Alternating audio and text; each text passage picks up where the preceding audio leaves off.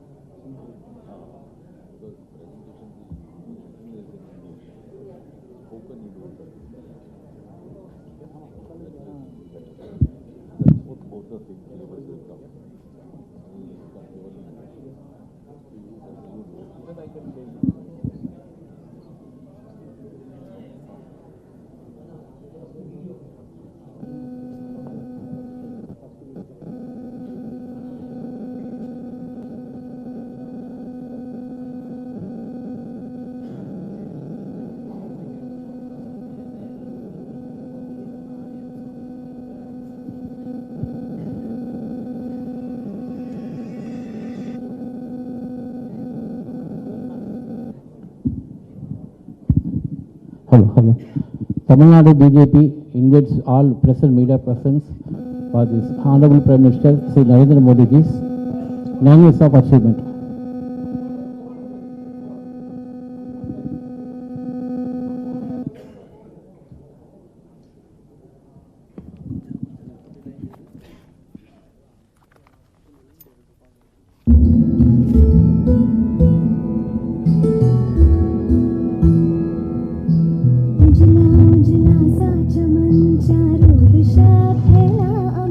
मेरे देश तुझे नमन, मेरे देश तुझे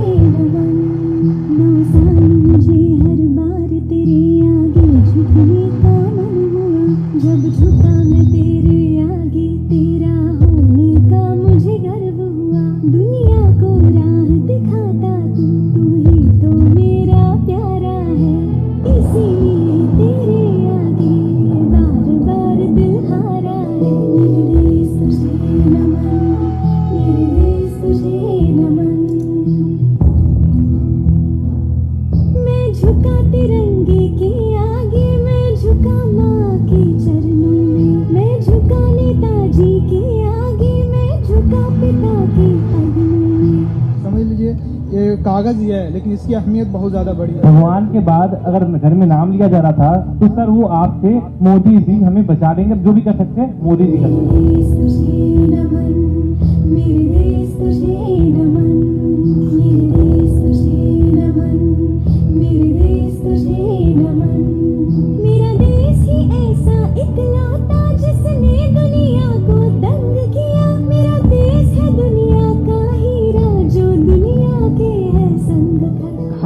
साल तक जो हम पर राज करके गए उनको पीछे छोड़ करके दुनिया की इकोनॉमी में आगे निकाला।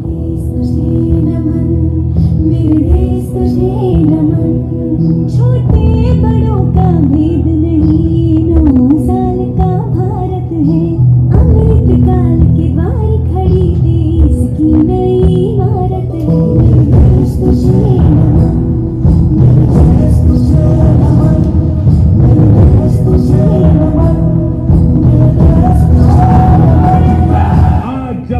काल में प्रवेश कर रहे हैं, अगले 25 वर्ष हमारे देश के लिए अत्यंत महत्वपूर्ण है।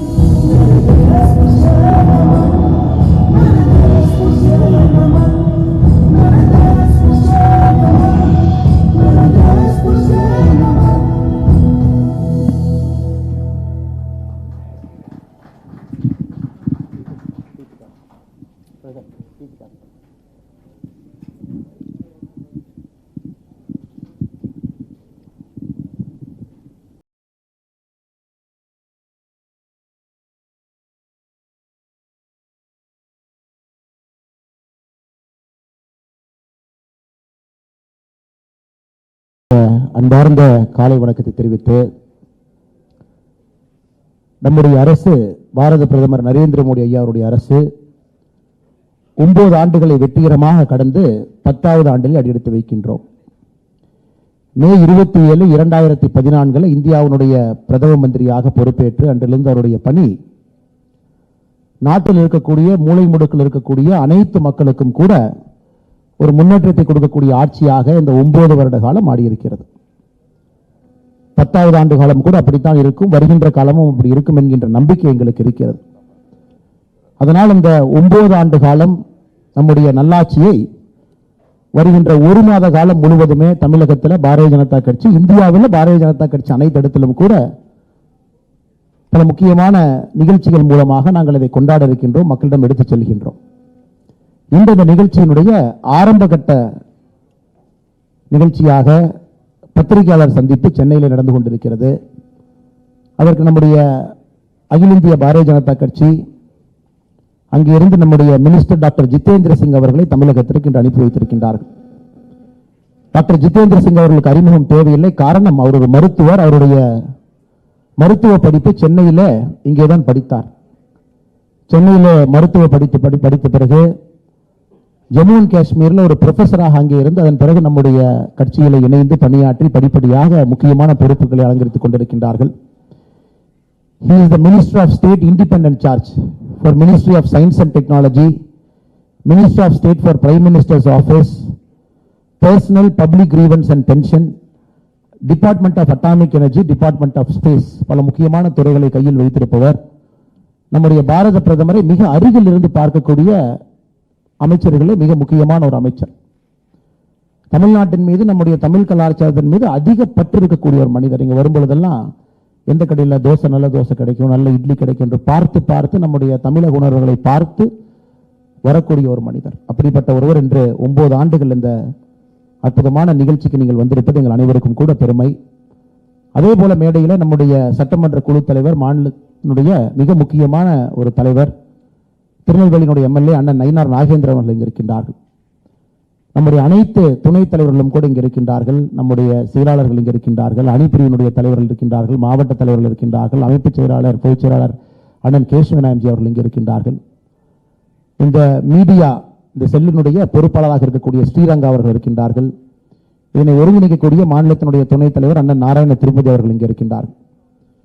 பத்திரிகை நண்பர்களுக்கு ஒரு சிறிய காணொலியை நீங்க பார்த்தீங்க. நம்ம நாட்டினுடைய முன்னேற்றம், நாட்டினுடைய மாற்றம், கலாச்சாரத்தின் அடிப்படையில் எப்படி நடந்திருக்கிறது என்பதை ஒரு 3 நிமிட காணொலியாக பார்த்தோம். இது முடிந்த பிறகு ஒரு சின்ன ஒரு பவர் பாயிண்ட் பிரசன்டேஷன் இருக்கு. அந்த பவர் பாயிண்ட் பிரசன்டேஷன்ல மிக சுருக்கமாக இந்த நாடு 9 ஆண்டு காலத்தில் எப்படி நாம் நாட்டை உள்கட்டமைப்பிலிருந்து அனைத்து விதமான துறையிலே அடிப்படையிலே மாற்றத்தை ஏற்படுத்தியிருக்கின்றோம் என்று சொல்வதற்காக இந்த பவர் பாயிண்ட். இது முடித்த பிறகு இது அனைத்தும் ஒரு பத்திரிகை நோட்டாக உங்களுக்கு தமிழில் வந்து சேரும். 2 மணிக்குள்ள உங்களுக்கு கொடுத்துட்றோம். பட் என்னுடைய வேலை இப்போ இந்த பவர் பாயிண்ட் பிரசன்டேஷன் உங்கள் முன்னால் வைப்பது, அது ஒரு ஸ்லைடாக போகும்பொழுது நான் பேசிக்கொண்டே இருக்கின்றேன். அதன் பிறகு அமைச்சர் அவர்கள் உங்களிடம் உரையாற்றுவார். அதனால் முதல் ஸ்லைட்லேருந்து ஆரம்பிங்கண்ணா. நமக்கு தெரியும் 2004 2014 the last decade of India's developmental journey என்று சொல்லுவோம். உலக பொருளாதார நாடுகள் அனைத்துமே வளர்ச்சி பாதையில் இருந்த பொழுது, குறிப்பாக UPA 1 UPA 2 இந்தியாவிலே எங்கேயும் பார்க்காத அளவுக்கு மிக அதிகமாக ஊழல் குற்றச்சாட்டுகள், முன்னேற வேண்டிய நாட்டை அரசியல் காரணத்துக்காக பின்னோக்கி வைத்திருந்தார். 2014க்கு பிறகு நம்முடைய நாட்டினுடைய உண்மையான சக்தியை நாம் பார்த்து கொண்டிருக்கின்றோம். 9 ஆண்டு காலத்தில் அதை நம்ம பிரதமர் அவர்கள் சொல்லுகின்றார்கள். முதலாக நம்முடைய நாட்டில் ஒரு புவர் என்கின்ற ஒரு வார்த்தையை நம்ம மாற்றி இருக்கின்றோம். ஒரு ஏழை மக்களால் எதுவும் செய்ய முடியாது, அவர்களால் நாட்டினுடைய வளர்ச்சிக்கு பிரயோஜனம் இல்லை என்கின்ற ஒரு காலகட்டம் காங்கிரசினுடைய மனதில் இருந்தது. எல்லாம் உடைத்து நாட்டில் இருக்கக்கூடிய அனைவரையும் கூட நம்ம நாட்டினுடைய முன்னேற்ற பாதையில் அழைத்துக் கொண்டு வந்திருக்கின்றோம். இது தொடர்ச்சியாக நம்ம ஒரு துறையில கூட நம்ம பார்க்கலாம். ராஜீவ்காந்தி அவர்கள் பிரதமராக இருந்த பொழுது ஒரிசால ஒரு இடத்துல சொன்னாங்க, டெல்லியிலிருந்து நம்ம 100 ரூபாய் அனுப்பி வைக்கிறோம் அப்படின்னா அது கடைக்கோடி மாநிலத்தில் இருக்கக்கூடிய கடைக்கோடி மனிதனுக்கு செல்லும் பொழுது 85 ரூபாய் எங்கேயோ காணாமல் போயிருது. 85% காணாமல் போயிருது. வெறும் 15% பணம் மட்டும்தான் அங்கே சென்று சேருகிறது என்று சொன்னார்கள். ஆனால் இன்னைக்கு நாம் பார்க்கும் பொழுது டெல்லியிலிருந்து மத்திய அரசிலிருந்து 100 ரூபாய் அனுப்பி வைத்தால் தமிழ்நாட்டில் இருக்கக்கூடிய கடைக்கோடி கிராமத்தில் இருக்கக்கூடிய நம்முடைய சகோதரனுக்கு முழுவதுமாக அந்த 100 ரூபாய் வருது. 100% எந்தவித லீக்கேஜும் இல்லாமல் ஒரு மத்திய அரசினுடைய திட்டத்தை நம்மால் செய்ய முடிகிறது. இது இந்திய வளர்ச்சி பாதையில் மிகப்பெரிய ஒரு மாற்றம். இது அதுதான் குறிப்பாக முன்னாடி ஸ்லைட் போங்கண்ணா, சொன்னதுக்கு அப்புறம் மாத்துக்கண்ணா, முன்னாடி ஸ்லைட் போங்க. குறிப்பாக நமக்கு ரொம்ப பெருமையான ஒரு விஷயம் என்னவென்றால், அந்த கொரோனாவை எப்படி அடிப்படையில் நாம் கையாண்டோம் என்று. கொரோனா வந்த புதிதிலே உலக நாடுகள் அனைத்தும் கூட தயாராக இருப்பதாக சொன்னார்கள். அமெரிக்கா தயார் என்று சொன்னார்கள், ஐரோப்பிய நாடுகள் தயார் என்று சொன்னார்கள். ஆனால் அந்த கொரோனா காலகட்டத்தை சரியான கையாண்ட ஒரே நாடு நம்முடைய தாய்நாடு இந்திய திருநாடு மட்டும்தான். அமெரிக்காவில் இன்னைக்கும் நம்ம பார்த்தோம்னா பெர் மில்லியன் டெத் கம்பேர் பண்ணி பார்க்கும் பொழுது, யூரோப்பில் பெர் மில்லியன் டெத் கம்பேர் பண்ணி பார்க்கும் பொழுது பாப்புலேஷனுக்கு இந்தியாவை விட பல மடங்கு இருக்கிறது. அது குறிப்பாக நம்முடைய பிரதமருடைய தொலைநோக்கு பார்வை அனைத்தும் நம்முடைய make in India, Atma Nirbhar Bharat, சுயசார்பு இந்தியா, அதன் அடிப்படையில் இந்த கொரோனாவை கையாண்டு இருக்கின்றோம். இன்னைக்கு நம்ம கிட்டத்தட்ட 220 கோடி டோஸ் இந்தியாவில் இருக்கக்கூடிய அனைத்து பிரஜைகளுக்கும் அளித்திருக்கின்றோம்.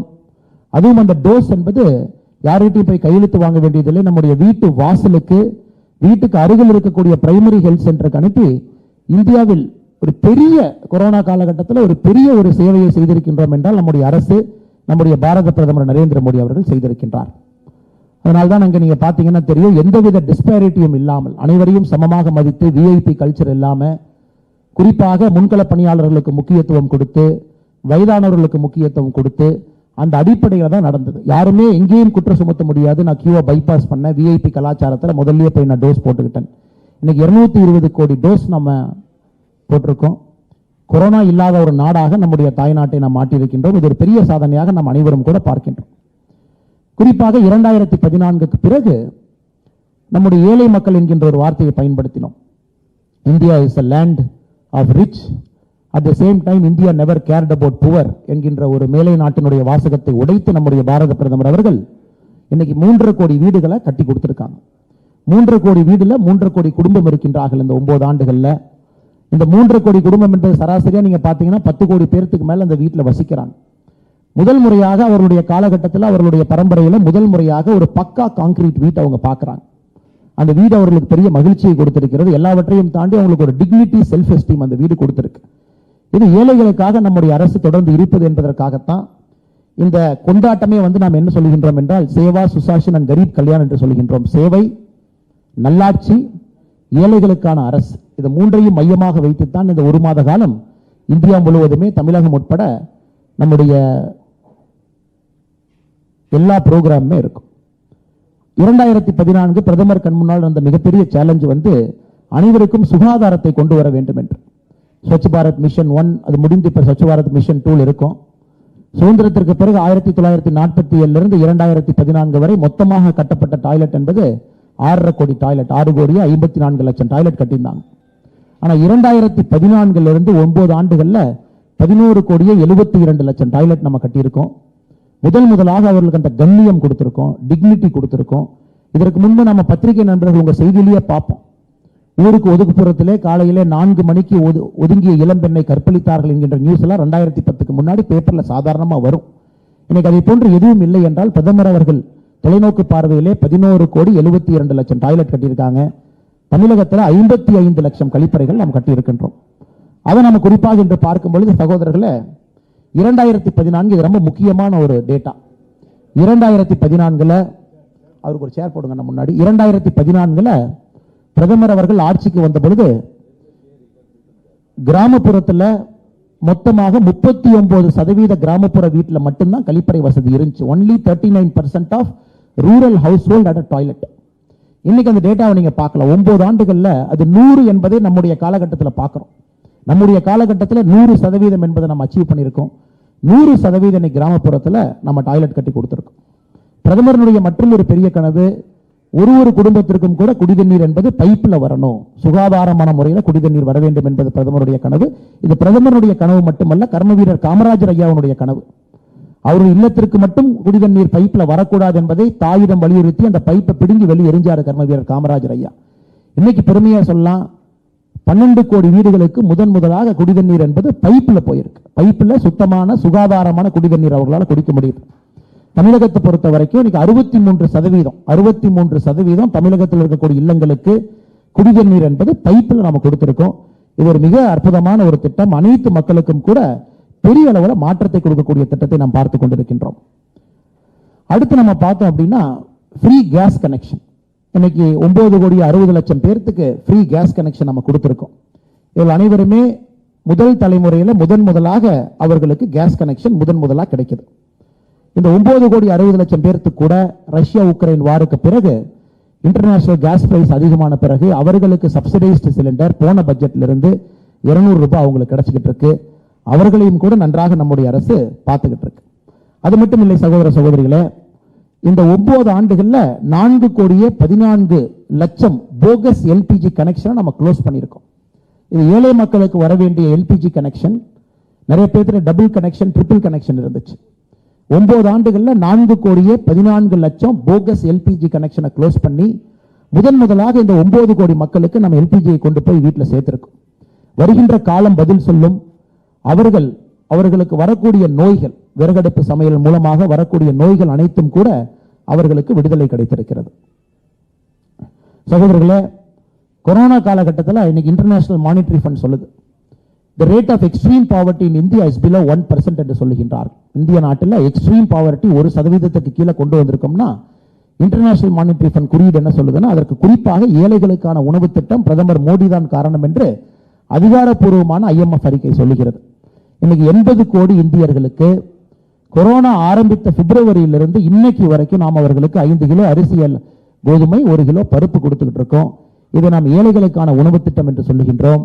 இது கொடுத்த பிறகு எல்லா இடத்தினுடைய நியூட்ரிஷன் ஸ்டேட்டஸ் அதிகமாக இருக்கு. கொரோனா காலகட்டத்தில் குறிப்பாக அடித்தட்டு மக்களுக்கு பிரச்சனை இருந்த பொழுது அதிலிருந்து நம்முடைய அரசு அவர்களை காப்பாற்ற இருக்கின்றோம். 5 லட்சம் ரூபாய் மருத்துவ காப்பீடு ஆயுஷ்மான் பாரத் பயன்படுத்தாத நபர்கள் இல்லை என்று சொல்லலாம். எல்லா இடத்துலையும் அதை பயன்படுத்துறோம். எல்லோருக்கும் அதன் மூலமாக ஒரு பெரிய மாற்றம் கிடைத்திருக்கிறது. நிறைய பிரைவேட் கவர்மெண்ட் ஹாஸ்பிட்டல்ஸ் எம்பேனல் ஆயிருக்கு. எல்லா இடத்திலும் கூட பயந்து கொண்டிருந்த மக்கள், ஐயோ நம்ம சேவிங்ஸ் இருந்து கொடுக்கணும், பேங்க் பேலன்ஸ் இருந்து கொடுக்கணும் என்கின்ற பயத்திலிருந்து போக்கி எந்த விதமான பிரச்சனை right up to cancer Ayushman பாரத்தில் ட்ரீட் பண்ண முடியும் என்கிற அளவுக்கு இந்த 9 ஆண்டுகள்ல ஆயுஷ்மான் பாரத் என்பது மக்களுடைய மனதில் ஒரு இன்றியமையாத ஒரு திட்டமாக மாறி இருக்கிறது. சானிட்டரி பேட் குறிப்பாக பெண்களுக்கு நம்ம ஊர்ல தான் முதலாக சானிட்டரி பேடை 1 ரூபாய்க்கு கொடுக்க முடியும் என்று கோயம்புத்தூர்காரர் ஆரம்பிச்சார். அவர் பேர்ல இப்ப படமெல்லாம் இருக்கு. அதை பிரதமர் அவர்கள் இந்தியா முழுவதுமே கொண்டு போயிருக்கிறாங்க. சானிட்டரி பேட் என்பது 1 ரூபாய்க்கு கொடுக்க முடியும் என்கின்ற நம்பிக்கையில இன்னைக்கு குறிப்பாக பெண்களுக்கு அவர்களுடைய சுகாதாரத்திற்கு நம்முடைய அரசு கூட இருக்கு. 1 ரூபி சானிட்டரி பேடுக்கு நம்முடைய அரசு அதிகாரப்பூர்வமாக அதை இப்ப கொடுத்து கொண்டிருக்கின்றோம். பல பெண்களுக்கு இது பெரிய பயன் கிடைத்துக் கொண்டிருக்கிறது. இன்னைக்கு ஜெனரிக் மெடிசன், எந்த கடைக்கு போனாலும் கூட ஒரு இன்டர்நேஷனல் பிராண்டட் மெடிசின் அதே வருது. ஆனா நம்முடைய ஜன் அசோதி கேந்திரா அந்த மருத்துவ கடைக்கு மருந்து கடைக்கு போறோம். தமிழ்நாட்டில் கிட்டத்தட்ட 900 கடைகள் இருக்கு. இந்திய அளவில் 9300க்கு மேல கடைகள் இருக்கு. 60% 80% குறைவாக அதே மருந்து நம்முடைய ஜன் அசோதி கேந்திரால கிடைக்குது. இதுல பெனிஃபிஷியரி யாருன்னா கண்டினியூஸா மாசம் ரொட்டீனா மாத்திரை சாப்பிடணும், வயதான பிறகு என்னுடைய பென்ஷன்ல நான் மாத்திரை வாங்கணும், மருந்து வாங்கணும் இருக்கக்கூடிய பெரியவர்களுக்கு இதுல மிகப்பெரிய ஒரு வரப்பிரசாதமாக நம்முடைய ஜன் அசோதி கேந்திரா இருக்கு. சென்னை உட்பட அனைத்து இடத்திலும் கூட இது பெரிய பெனிஃபிட். குறிப்பாக யூரியா 2014க்கு முன்பு யூரியா தட்டுப்பாடு என்கின்ற வார்த்தையை நம்ம பார்த்திருக்கோம். இன்னைக்கு கடந்த 9 வருட காலமாக எங்கேயும் கூட யூரியா தட்டுப்பாடு என்கின்ற வார்த்தையை நம்ம பார்க்கல. 2 லட்சம் கோடி ரூபாய்க்கு மேல யூரியா சப்சிடி நம்ம கொடுக்கிறோம், டிஏபி சப்சிடி கொடுக்கிறோம். ரஷ்யா உக்ரைன் போர் அது ஆரம்பித்த பிறகு யூரியாவுடைய விலை 140% உயர்ந்திருக்கிறது. அந்த எல்லா இம்பாக்டையும் மத்திய அரசு ஏற்றுக்கொண்டு நம்முடைய விவசாயிகளுக்கு எந்தவித விலையேற்றம் இல்லாமல் நாம 2 லட்சம் கோடி ரூபாய் சப்சிடி கொடுத்து யூரியாவை கொடுத்துட்டு இருக்கோம். அது மட்டும் இல்ல, இன்னைக்கு 6000 கோடி ரூபாய் PM கிசான் சம்மான் நிதியில 3 முறை 2000 3 முறை நம்ம கொடுக்கிறோம். தமிழகத்தில் கிட்டத்தட்ட 36 லட்சம் விவசாயிகளுக்கு மேல பயன்படுறாங்க. இந்தியாவில் 11 கோடி விவசாயிகள் பயன்படுறாங்க. இது விதையிலிருந்து அனைத்துக்கும் கூட நம்முடைய மத்திய அரசு அவங்க கூட நம்ம நிக்கிறோம். இதை தாண்டி நாம் பார்க்கும் பொழுது நம்முடையது அப்பீஸ்மெண்ட் பாலிடிக்ஸ் இல்ல, இது ட்ரூ சோஷியல் ஜஸ்டிஸ். ஒரு நிஜமாலுமே ஒருத்தர் சோஷியல் ஜஸ்டிஸ் சாம்பியன் அப்படின்னு நம்ம சொல்றோம். தமிழ்நாட்டை பொறுத்தவரை இது சோஷியல் ஜஸ்டிஸ் மண், சமநீதி சமூக நீதி மண் என்று நாம் அனைவரும் பெருமையாக மாறுதட்டிக் கொள்கின்றோம். இன்னைக்கு இந்திய அளவில் ஒரு தலைவரை சமநீதி சமூக நீதிக்கு போராடியவர் நம்ம சொன்னோம்னா அந்த பெயர் நம்முடைய பாரத பிரதமர் நரேந்திர மோடி அவர்களுக்கு மட்டும்தான் செல்ல வேண்டும். அப்பீஸ்மெண்ட் பாலிடிக்ஸ் இருந்த நாட்டை இன்னைக்கு சமநீதி சமூக நீதி கொண்டு வந்திருக்காங்க. ரிசர்வேஷன்ல புதிய கம்யூனிட்டியை நம்ம ஆட் பண்ணியிருக்கோம். குறிப்பாக ஓபிசி கமிஷனுக்கு கான்ஸ்டிடியூஷனல் ஸ்டேட்டஸ் நம்ம கொடுத்திருக்கோம். SC ST ஸ்டேட்டஸ் நம்ம விஸ்தாரப்படுத்தியிருக்கோம். தமிழ்நாட்டில் சமீபத்தில் நம்ம பார்த்தோம், குருவிக்காரர் நம்முடைய நரிக்கொருவர் சமுதாயத்தை ST கேட்டகரிக்கு முதலாக கொடுத்து பல ஆண்டுகளாக இருந்த கோரிக்கையை பிரதமர் அவர்கள் நிறைவேற்றி இருக்கின்றார்கள். அதெல்லாம் தாண்டி பொருளாதார அடிப்படையிலே 10% எக்கனாமிக்கலி வீக்கர் செக்ஷன் அவர்களுக்கு ஹையர் எஜுகேஷன் நம்முடைய அரசு கோட்டா கொண்டு வந்திருக்கு. அதுல குறிப்பாக ஏழை மக்கள், அதாவது எக்கனாமிக் ஸ்டேட்டஸ் இருக்கக்கூடிய ஏழை மக்களுக்கு அதுல பெரிய பெனிஃபிட் கிடைச்சிட்டு இருக்கு. Constitutional status for backward class commission பல ஆண்டுகளாக இருந்த அந்த எதிர்பார்ப்பை நம்முடைய அரசு நாம் பூர்த்தி செய்திருக்கின்றோம். குறிப்பாக திவ்யாங் மாற்றுத்திறனாளிகள் எப்பொழுதுமே போற்றி பாதுகாக்க வேண்டிய நம்முடைய சகோதர சகோதரிகள். இன்னைக்கு அந்த கேட்டகரியை நம்ம 7 21 கொண்டு போயிருக்கோம். நம்முடைய அமைச்சர் டாக்டர் ஜிதேந்திர சிங் அவர்கள் மினிஸ்டர் ஃபார் நம்ம ஏற்கனவே பேசணும், IAS IPS அதிகாரிகள் நடக்கக்கூடிய அந்த தேர்வு, அந்த பரீட்சை, குறிப்பாக அந்த டிபார்ட்மெண்ட் எல்லாமே நம்முடைய அமைச்சர் கட்டுப்பாட்டுக்கு வருது. நம்முடைய அமைச்சர் பேசும்பொழுது நிச்சயமாக சொல்லுவார்கள், 7 கேட்டகரியிலிருந்து 21 கேட்டகரிக்கு நம்ம ரைஸ் பண்ணனால முதல்ல நம்முடைய மாற்றுத்திறனாளி நண்பர்களுக்கு இது உங்களுக்கு பொருந்தாது, இது நீங்க 70% டிசபிலிட்டி இருக்கணும், 60% இருக்கணும், அப்படி இருந்ததெல்லாம் உடைத்து இன்னைக்கு அது 21 கேட்டகரியை நம்ம கொண்டு வந்திருக்கோம். அதனால மாற்றுத்திறனாளி நண்பர்களுக்கு உண்மையாலும் அவருடைய உற்ற ஒரு நண்பனாக ஒருத்தர் இருக்காருன்னா நம்முடைய பாரத பிரதமர் நரேந்திர மோடி அவர்கள். Next, progress with space. அதாவது நாம் செயல்பாடு மட்டுமல்ல, நம்முடைய செயல்பாடு மிக வேகமான செயல்பாடு, வேகத்தினுடன் நம்முடைய செயல்பாடு இருக்கு. நீங்க அதை பார்த்தீங்கன்னா உங்களுக்கு தெரியும். சுதந்திர இந்தியாவில் 1947 2014 வரை மொத்தமாக நமக்கு இருந்த விமான நிலையங்கள் என்பது 74. கடந்த 9 வருடங்கள்ல புதிதாக நாம் கட்டியிருக்கிற விமான நிலையங்கள் 74. இன்னைக்கு இந்தியாவில் 148 விமான நிலையங்கள் இருக்கு. 70 ஆண்டுகள்ல 74, 9 ஆண்டுகள் 74 நீங்க பார்க்கலாம். அதே போல நேஷனல் ஹைவே நீங்க பார்க்கலாம். 1947 2014 வரை மொத்தமாக இந்தியாவில் நேஷனல் ஹைவே NH லென்த்தை பார்த்தோம் அப்படின்னா 91,287 கிலோமீட்டர். 9 வருஷத்துல நம்முடைய அரசு 53,868 கிலோமீட்டர் கட்டியிருக்கும். இதுல சாதனை என்ன அப்படின்னாங்க, அந்த நேஷனல் ஹைவேயை பொறுத்தவரை 7 கிலோமீட்டர் 8 கிலோமீட்டர் சராசரியாக ஒரு நாளைக்கு NH போட்டுட்டு இருந்ததை இன்னைக்கு நாம ஒரு நாளைக்கு 40 கிலோமீட்டர் நேஷனல் ஹைவே ஒரு நாளைக்கு நம்ம போட்டுட்டு இருக்கோம். இது மிகப்பெரிய சாதனையாக நாம் பார்க்கின்றோம். இதை தாண்டி சகோதரர் வாட்டர்வேஸ் நம்முடைய ஐயா டாக்டர் அம்பேத்கர் அவருடைய கனவு. அம்பேத்கர் அவர்கள் வைஸ்ராய் கவுன்சில் ஒரு மெம்பராக இருந்து குறிப்பாக நம்முடைய நீர்வழி பாதைகளை பற்றி அம்பேத்கர் அவர்களுக்கு மிகப்பெரிய அறிவு இருந்துச்சு. அதை காங்கிரஸ் கட்சி சரியாக பயன்படுத்தவில்லை. அம்பேத்கருடைய ஆசை இந்தியாவுடைய நீர்வழி பாதைகளை முறையாக பயன்படுத்தி நாட்டினுடைய வளர்ச்சிக்கு ஆறுகளை முறையாக பயன்படுத்த வேண்டும் என்று. அந்த வாட்டர்வேஸ் என்கின்ற மனசே நமக்கு இல்லை. 2014 வரை நம்ம பார்க்கலாம் இந்தியாவில் வாட்டர்வே ஜீரோ. இன்னைக்கு 111 தடங்கள் இருக்கிறது. 111 தடங்கள் இந்தியாவில் இருக்கு. அதுல கண்டெய்னர் ஷிப்ஸ் இருக்கு. மிகப்பெரிய அளவில் நம்ம கூட்ஸை டிரான்ஸ்போர்ட் பண்றோம் உள்நாட்டுக்குள்ள. அதை தாண்டி வேர்ல்டு கிளாஸ் ட்ரெயின் நம்ம எல்லாருக்கும் கூட பெரிய கனவு. இந்தியாவுக்குள்ள வேர்ல்டு கிளாஸ் ட்ரெயின் நமக்கு வரணும். அது அஃபோர்டபிள் காஸ்ட் வரணும். நேற்று நம்முடைய முதலமைச்சர் அவர்கள் புல்லட் ட்ரெயின் ஜப்பான் போயிருக்காங்க. ஆனா புல்லட் ட்ரெயின் ஜப்பான்ல ஒரு சாதாரண மனிதன் போக முடியாது. முதலமைச்சர் அவர்கள் அந்த புல்லட் ட்ரெயினுடைய டிக்கெட் ரேட்டை போடல. ஏன்னா நிறைய பேர் புல்லட் ட்ரெயின்ல போயிருக்கோம், ஜெர்மனியில் நாம எல்லாம் போயிருக்கோம். அந்த டிக்கெட் ட்ரெயின் என்பது அந்த டிக்கெட்டை பார்த்தீங்கன்னா அது ஒரு சாதாரண மனிதன் அஃபோர்ட் பண்ணக்கூடிய டிக்கெட் இல்லை. இந்தியாவில் புல்லட் ட்ரெயின் நாளை காலைல கொண்டு வரலாம். அஃபோர்டபிலிட்டி கெப்பாசிட்டி நமக்கு இருக்கணும். ஆனா இன்னைக்கு வந்தே பாரத் எக்ஸ்பிரஸ் வந்து அஃபோர்டபிள் கெப்பாசிட்டி. ஒரு சாதாரண ஏழை குடும்பத்தில் சாதாரண நடுத்தர மக்கள் இன்னைக்கு வந்தே பாரத் வந்து 4 months advance booking. Coimbatore to Chennai அடுத்த 4 மாதங்களுக்கு டிக்கெட் இல்லை. அட்வான்ஸ் புக்கிங்ல போயிட்டு இருக்கு. வந்தே பாரத் ஏறி பார்க்கணும், போய் பார்க்கணும், எக்ஸ்பீரியன்ஸ் பண்ணணும், அந்த 360 டிகிரி ரொட்டேட்டிங் சேரை பார்க்கணும், அந்த விஸ்தா டோமை பார்க்கணும். அப்படிங்கிற அளவுக்கு வந்தே பாரத் என்பது மக்களுடைய மனதில் போயிருக்கு. 2014 வரை நம்ம ட்ரெயின்ல எந்த விதமான முன்னேற்றமும் பண்ணல. ஆனா இன்னைக்கு 9 வருஷத்துல 20 வந்தே பாரத் ட்ரெயின்ஸ் எக்ஸ்பிரஸ் நாம் உருவாக்கி இருக்கோம். பிரதமருக்கு முக்கியமாக நன்றி சொல்ல வேண்டும். எல்லா மாநிலத்துக்கும் ஒரு வந்தே பாரத் இல்ல. தமிழகத்தை பொறுத்தவரை கோயம்புத்தூர் சென்னை இரண்டுக்கும் ஒரு வந்தே பாரத். மைசூர் பெங்களூர்ல இருந்து சென்னைக்கு வரக்கூடிய இன்டர்ஸ்டேட் வந்தே பாரத் ஒன்று 2 வந்தே பாரத் பிரதமர் அவர்கள் தமிழக மக்கள் கொடுத்திருக்கின்றார்கள். இந்த நேரத்தில் நாம் அனைவரும் பிரதமருக்கு நன்றி சொல்வதற்கு நாம் கடமைப்பட்டிருக்கின்றோம். சகோதரர்களே, அடுத்து மெட்ரோ. மெட்ரோ என்பதுதான் ஒரு சிட்டியினுடைய கன்ஜெக்ஷனை குறைக்கும். கன்ஜெக்ஷன் குறையும் பொழுது மக்களுடைய நேரம் என்பது ஆக்கப்பூர்வமான விஷயங்களுக்கு போகும். ஒரு டிராபிக் ஜாம்ல மாட்டி 3 பஸ் மாறி போறது எல்லாம் உடைத்து 2014 வரை மெட்ரோ என்பது 5 மாநகரத்தில் மட்டும்தான் இருந்துச்சு. கடந்த 9 வருஷத்துல புதிதாக மெட்ரோவை 15 மாநகரத்துக்கு கொண்டு போயிருக்கும்.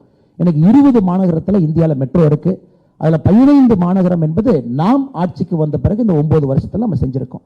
All India institute of medical science தமிழகத்தினுடைய எய்ம்ஸ் மதுரை 2026 பிப்ரவரி மார்ச்ல கம்ப்ளீஷன் பண்ணி மக்களுடைய பயன்பாட்டுக்கு வர இருக்கு. 2014 வரை 7 எய்ம்ஸ் இருந்துச்சு. 9 ஆண்டுகள்ல 15 புதிய மருத்துவ கல்லூரிகள் எய்ம்ஸ் கல்லூரிகள் உருவாக்கப்பட்டிருக்கிறது. மெடிக்கல் காலேஜ் சார் வந்து டாக்டர் சாருக்கு தெரியும். 2014 வரை 641 மருத்துவக் கல்லூரி. 9 ஆண்டுகள்ல அதை நாம இரட்டிப்பு பண்ணியிருக்கோம். இன்னைக்கு 700 புதிய மருத்துவக் கல்லூரிகள் நம்ம கொடுத்திருக்கோம். எங்களுக்கு சிறிய வருத்தம் தான், பிரதமர் அவர்கள் ஒரு கொடுகையாக நாட்டு மக்களுக்கு தேடி தேடி மருத்துவக் கல்லூரி கொடுக்குறாங்க. தமிழகத்துக்கு ஒரே நேரத்தில் 11 கொடுத்தாங்க. ஆனா சின்ன சின்ன விஷயங்களை கூட மாநில அரசு செய்யாம இன்னைக்கு தமிழகத்தில் 3 மருத்துவக் கல்லூரியினுடைய ஸ்டேட்டஸ் ரத்து செய்யப்படக்கூடிய நிலைமையில் இருப்பது எங்களுக்கு ஒரு வருத்தம் தான். The state government of Tamil Nadu hasn't followed certain conditions for our medical college. Whatever our PM sir has gifted to Tamil Nadu 11 medical college, 3 medical colleges are on the verge of closure, sir. அதே போல மருத்துவ சீட்டுகளை பார்க்கும் பொழுது 2014 வரை 82,466 பேர் மருத்துவம் படிச்சாங்க. ஆனா அந்த 9 வருஷத்துல புதிதாக 69,663 மருத்துவர்களை உருவாக்கியிருக்கோம். அதாவது நம்மை பொறுத்தவரை எல்லோரும் மருத்துவர் ஆகலாம் என்கின்ற வாய்ப்பை உருவாக்குவதற்கு 2 விஷயங்களை செஞ்சிருக்கும். Merit based plus social justice based இரண்டும் சேர்ந்து நீட் மூலமாக மருத்துவம். இரண்டாவது, காலேஜஸ் அடிப்படை தன்மையை அதிகரித்து சீட்டினுடைய கெப்பாசிட்டி அதிகரித்து அவர்களுக்கு நிறைய சீட்ஸ் கிடைக்கிறது. இரண்டையும் நம்முடைய அரசு ஒரே சேர செஞ்சிருக்கும். ஐஐடி 2014 வரை 16 ஐஐடி, புதிதாக 7 ஐஐடி உருவாக்கி இருக்கின்றோம். ஐஐஎம் 2014 வரை 13, புதிதாக 7 உருவாக்கி இருக்கின்றோம். யூனிவர்சிட்டி பல்கலைக்கழகத்தை பொறுத்தவரை 2014 வரை 723, புதிதாக 390 பல்கலைக்கழகத்தை உருவாக்கி இருக்கின்றோம். இது மிக முக்கியமான ஒரு திட்டத்தை நம்முடைய பிரதமர் அவர்கள் கையில் எடுத்திருக்கின்றார்கள். இப்ப யூரியா என்பது ஒரு பாட்டில். முதல்ல யூரியா என்பது மூட்டையில் நாம் எடுத்துட்டு வருவோம். கடைக்கு போய் நின்று மூட்டை எடுத்து தோல்ல சுமந்து கொண்டு வருவோம். இன்னைக்கு பிரதமரை பொறுத்தவரை, முன்னாடி ஸ்லைடு போங்கண்ணா, பிரதமரை பொறுத்தவரை இன்னைக்கு லிக்விட் நானோ யூரியா பிளான்ட் என்கின்ற ஒரு சர்வதேச தரத்துல உலகத்துல முக்காவாசி நாட்டில் இல்லாத டெக்னாலஜி நம்ம கொண்டு வந்து நானோ யூரியா ஒரு பாட்டில் நீங்க யூரியா எடுத்துட்டு வரலாம். ஒரு மூட்டை யூரியா ஒரு பாட்டில் யூரியா அளவுக்கு குவான்டிட்டியை நம்ம குறைச்சிருக்கோம். அதை விட அதிகமான வீரியத்தன்மை இருக்கக்கூடிய வேர்ல்ட்ஸ் ஃபர்ஸ்ட் லிக்விட் நானோ யூரியா பிளான்ட் நம்ம போட்டிருக்கோம். இது விவசாய பெருமக்களுக்கு மிகப்பெரிய ஒரு மாற்றத்தை கொடுக்கக்கூடிய திட்டத்தை கொண்டு வந்திருக்கின்றோம். அடுத்து நம்ம பார்த்தோம் அப்படின்னாங்க, காங்கிரஸ் ஆட்சி காலத்துல குறிப்பாக 2004 14 வரை அவர்கள் டிலே என்று சொன்னார்கள். மோடிஜி அவர்கள் டெலிவர் என்று சொல்லுகின்றார்கள். எல்லா காரணமும் கூட ஏதோ ஒரு காரணத்திற்காக டிலே பண்ணாங்க. இன்னைக்கு சரையு கேனல் ப்ராஜெக்டாக இருக்கலாம், போகிபீல் பிரிட்ஜ், கோசி ரயில் மகாசேத்து பிரிட்ஜ், கொல்லம் பைபாஸ், இது அனைத்தும் கூட சர்வதேச அளவில் மிக பிரம்மாண்டமான உள்கட்டமைப்பு இந்தியாவிலே நம்முடைய மோடி அரசு மக்களுக்கு கட்டி அர்ப்பணித்திருக்கின்றோம். இப்ப ரயில்வே ஸ்டேஷன் நம்ம பார்க்கும் பொழுது அது வந்து ஒரு ஏர்போர்ட் அளவுக்கு நம்முடைய ரயில்வே ஸ்டேஷனை வந்து நம்ம உயர்த்தி இருக்கின்றோம். குறிப்பாக இன்னைக்கு நாம சில ரயில்வே ஸ்டேஷன் இந்தியாவில் பை நேம் நம்ம சொல்ல வேண்டிய கடமை நமக்கு இருக்கு. இன்னைக்கு இந்தியாவில் இருக்கக்கூடிய போபால் இருக்கக்கூடிய ராணி Kamalapati station, Gandhi Nagar station, மும்பையினுடைய CSMT, இதெல்லாம் வந்து உலக அளவில் இருக்கக்கூடிய ஒரு ரயில்வே ஸ்டேஷனை விட சிறந்த ரயில்வே ஸ்டேஷனாக இந்த மூன்றும் உலக தரத்தில் இன்னைக்கு நம்ம பெருமையோடு சொல்லிக்கலாம். அதே போல அகமதாபாத்தில் இருக்கக்கூடிய சபர்மதி ரயில்வே ஸ்டேஷனுக்குள்ள ஒரு மல்டி மாடல் ஹப்பாக ஒரே ரயில்வே ஸ்டேஷனுக்குள்ள ரயில்வே ட்ரெயின் வரும், மெட்ரோ வரும், வரக்கூடிய அகமதாபாத் மும்பை புல்லட் ட்ரெயின் வரும். நாம் எல்லாமே நோடல் சென்டராக ரயில்வே ஸ்டேஷனுடைய கனவு காண்கின்றோம். ஒரு ரயில்வே ஸ்டேஷன்ல எல்லா மோடல் டிரான்ஸ்போர்ட் வந்து மெர்ஜ் ஆகணும். Gandhi Nagar railway ஸ்டேஷனுக்குள்ள 5 star hotel இருக்கு. மக்கள் ரயில்வே ஸ்டேஷனுக்குள்ள உலகத்தரம் வாய்ந்த ஒரு 5 ஸ்டார் ஹோட்டல். தமிழ்நாட்டிற்கும் கூட ரயில்வே ஸ்டேஷனை துரிதப்படுத்தக்கூடிய அடுத்த கட்டத்தை எடுத்து சென்ற பணிகள் இப்போது ஆரம்பித்திருக்கின்றோம். அதுவும் வேகமாக செல்லும். நிச்சயமாக வரக்கூடிய காலத்தில் நாமும் அடுத்த வருஷம் பிரஸ் மீட் நடக்கும் பொழுது பெருமையாக சொல்லுவோம், தமிழகத்திலும் கூட இந்த ரயில்வே ஸ்டேஷன் உலகத்தரத்துக்கு நாம் உயர்த்தி இருக்கின்றோம் என்று. அதே போல காஷ்மீர் வந்து நம்ம ஐயாவுடைய பிறந்த ஊர். அங்கே அவர்கள் பேராசிரியராக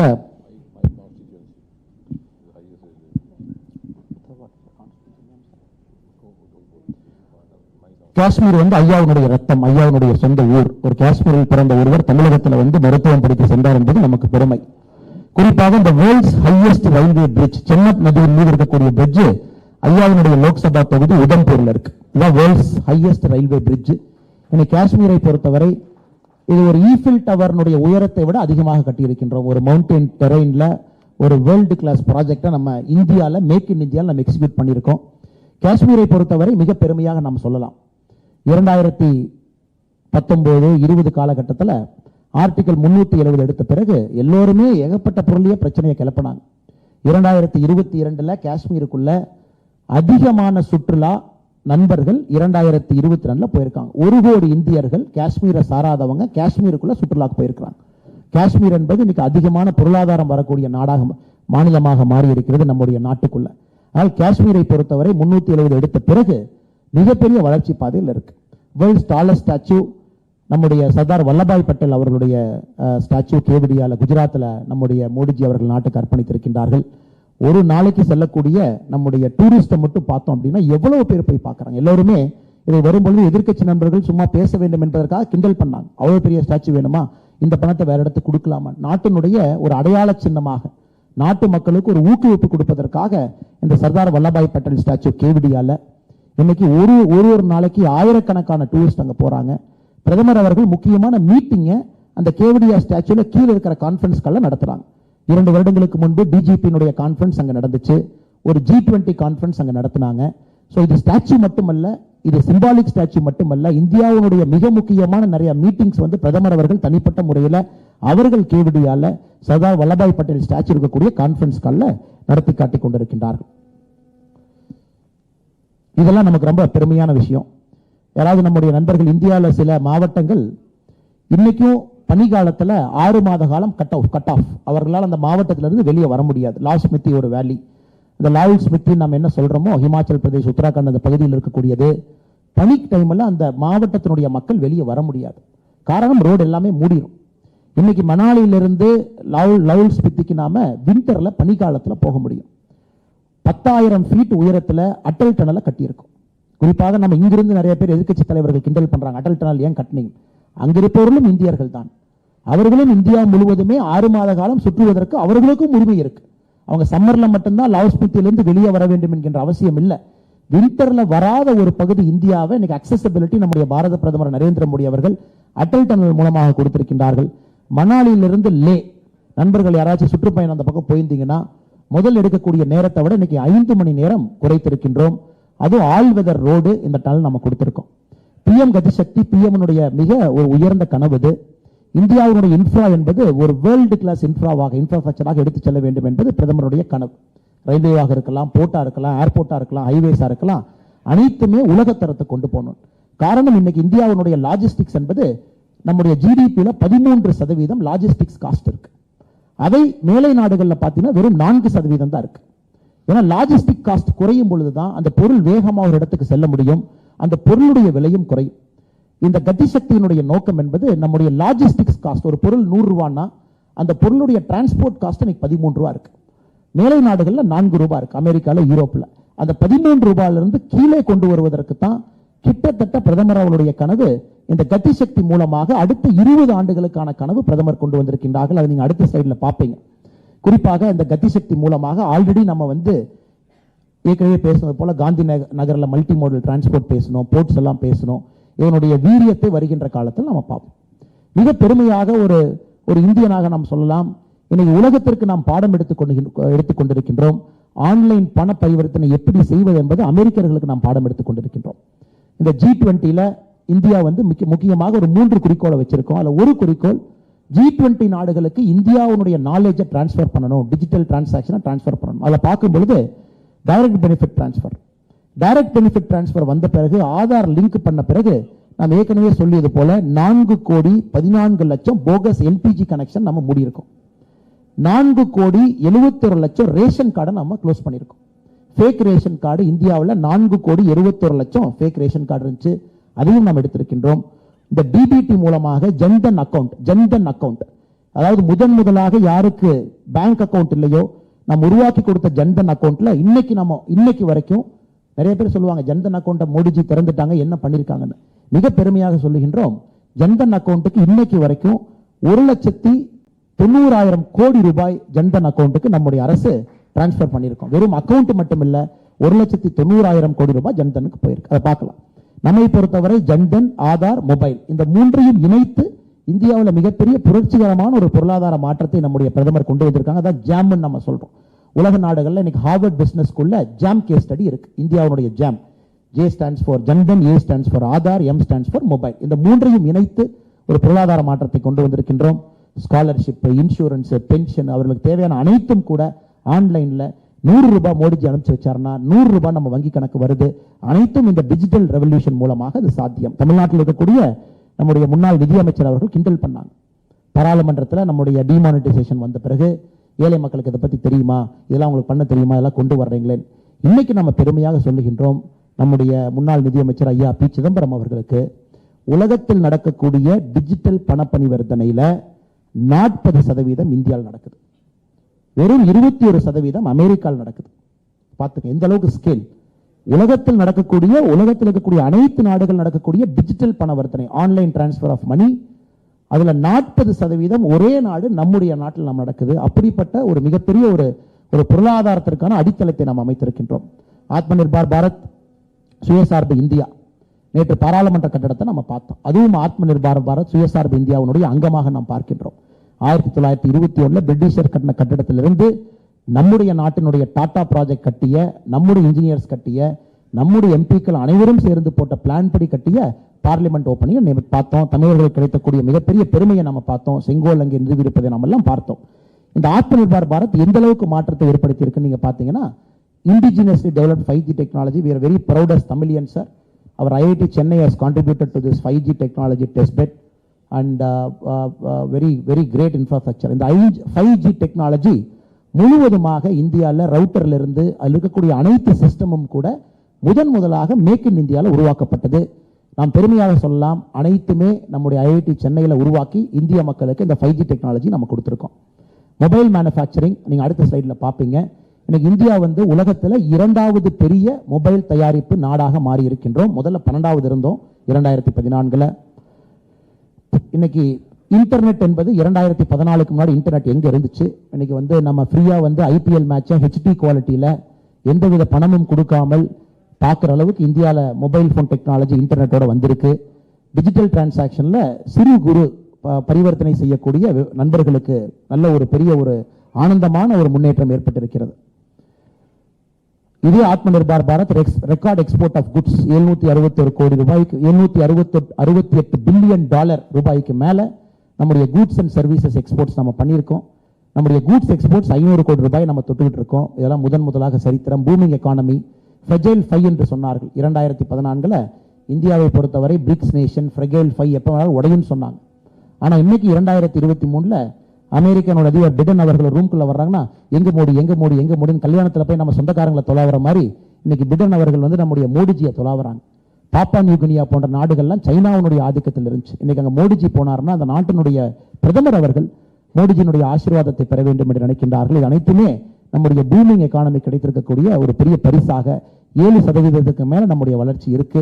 எம்ப்ளாய்மெண்ட் ஆப்பர்ச்சுனிட்டி, அனைவருக்கும் நாம வேலை வாய்ப்பை உருவாக்கி இருக்கின்றோம். ஸ்கில்லிங் இந்தியாவிலிருந்து, ஸ்டார்ட் அப் இந்தியாவிலிருந்து, ஸ்டாண்ட் அப் இந்தியாவிலிருந்து, அட்டல் டிங்கரிங் லேப்ல வரக்கூடிய இன்னோவேஷன்ல இருந்து எல்லா இடத்திலும் கூட எம்ப்ளாய்மெண்ட் ஆப்பர்ச்சுனிட்டியை பெரிய அளவில் உருவாக்கி இருக்கின்றோம். நீங்க பார்க்கலாம், குளோபல் இன்னோவேஷன் இண்டெக்ஸ் 2014 85வது இடத்திலிருந்து 46க்கு முன்னேறி இருக்கின்றோம்.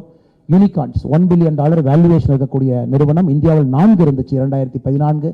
இன்னைக்கு 2022 இன்னைக்கு தேதியில 107 இருக்கு. வேர்ல்டு எக்கனாமி ரேங்க் 2013-14 11வது இருந்தோம். இன்னைக்கு இந்தியா 5வது பெரிய பொருளாதார நாடாக மாறி இருக்கின்றோம். இன்னும் 3 வருஷத்துல ஜப்பான் ஜெர்மனியை ஓவர்டேக் பண்ணோம்னா 2027 வரும்போது 3வது பெரிய பொருளாதார நாடாக மாறுவோம். Ease of doing business rank, ease of doing பிசினஸ்ல மிக முக்கியம் என்பது கரப்ஷன். தமிழகத்திற்கும் நம்முடைய கரப்ஷனுக்கும் ஒரு ஆழ்ந்த ஒரு பந்தம் இருக்கு, நமக்கு தெரியும். 2014 142வது ரேங்க்ல நம்முடைய நாடு இருந்துச்சு. இன்னைக்கு 63வது ரேங்க்கு நம்ம முன்னேறி இருக்கோம். மொபைல் மேனுஃபேக்சரிங் ஏற்கனவே சொன்னது போல 12வது நாம் இருந்தோம். இன்னைக்கு இந்தியா என்பது சைனாக்கு அப்புறம் 2வது பெரிய நாடாக மொபைல் மேனுஃபேக்சரிங். தமிழகத்திற்கும் அந்த ப்ரொடக்ஷன் லிங்க்ட் இன்சென்டிவ் ஸ்கீம்ல மிகப்பெரிய நமக்கு ஒரு வரப்பிரசாதம். ஃபாக்ஸ்கான் வந்தவுடன் ஆயிரக்கணக்கான வேலை வாய்ப்புகள் தமிழ்நாட்டுக்குள்ள உருவாக இருக்கிறது. ஆட்டோமொபைல் 2014 7வது பெரிய நாடாக இருந்தோம். இன்று 3வது பெரிய நாடாக இருக்கின்றோம் ஆட்டோமொபைல் உற்பத்தியை பொறுத்தவரை. நம்ம ஏற்கனவே பேசியிருக்கோம்.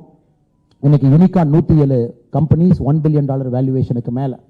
ஆனா அதே நேரத்தில் இன்னொரு பெருமைப்படக்கூடிய விஷயம், சின்ன சின்ன ஸ்டார்ட் அப் இன்னைக்கு 1 லட்சத்துக்கு மேல இருக்கு.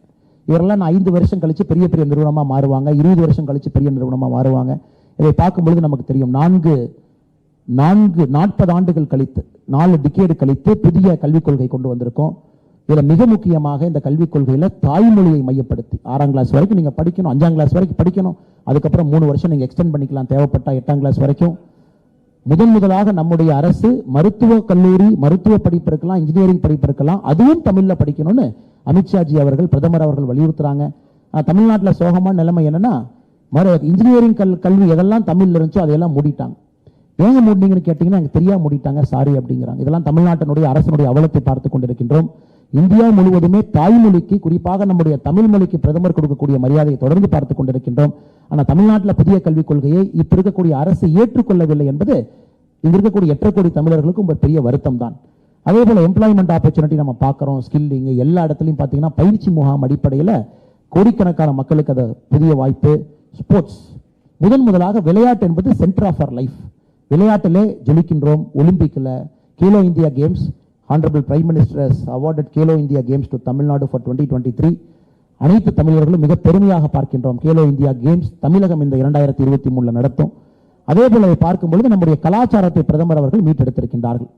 அது புத்தர் வாழ்ந்த, இருந்த, போதித்த இடத்தை புத்த சர்க்கியூட்டா பிரதமர் அவர்கள் கொண்டு வந்திருக்கின்றார்கள். அது குறிப்பாக பீகார், உத்தரப்பிரதேஷ், ஒரிசா அந்த பகுதி அனைத்துமே புத்த சர்க்கியூட்டா மாறி இருக்கு. மத்திய பிரதேசனுடைய மகாகால் காரிடார், உஜ்ஜைன் காலபைரவர், அதனுடைய மாற்றம், சோமநாதர் ஆலயத்தினுடைய மாற்றம், கேதார்நாத் தாம் பிரதமர் அவர்கள் கொண்டு வந்திருக்கக்கூடிய மாற்றம், கர்த்தாப்பூர் சாஹிப் காரிடார், இது நமக்கு தெரியும் பாகிஸ்தான் அந்த பார்டர்ல இருக்கக்கூடியது, அதையும் கூட சிறப்பாக நாம் செய்து காட்டியிருக்கின்றோம். காசி தமிழ் சங்கத்தில் நம்ம பார்த்தோம். காசி தமிழ் சங்கம் காசி போன பிறகு எப்படிப்பட்ட மாற்றம் பந்தம் இருக்குன்னு. இதுக்கப்புறம் ராம் மந்திர் தயாராக இருக்கிறது கும்பாபிஷேகத்திற்கு. அதுவும் கூட இந்தியாவினுடைய பிரதான கலாச்சாரத்தை மக்களுக்கு வெளிப்படுத்தக்கூடியதாக இருக்கும்.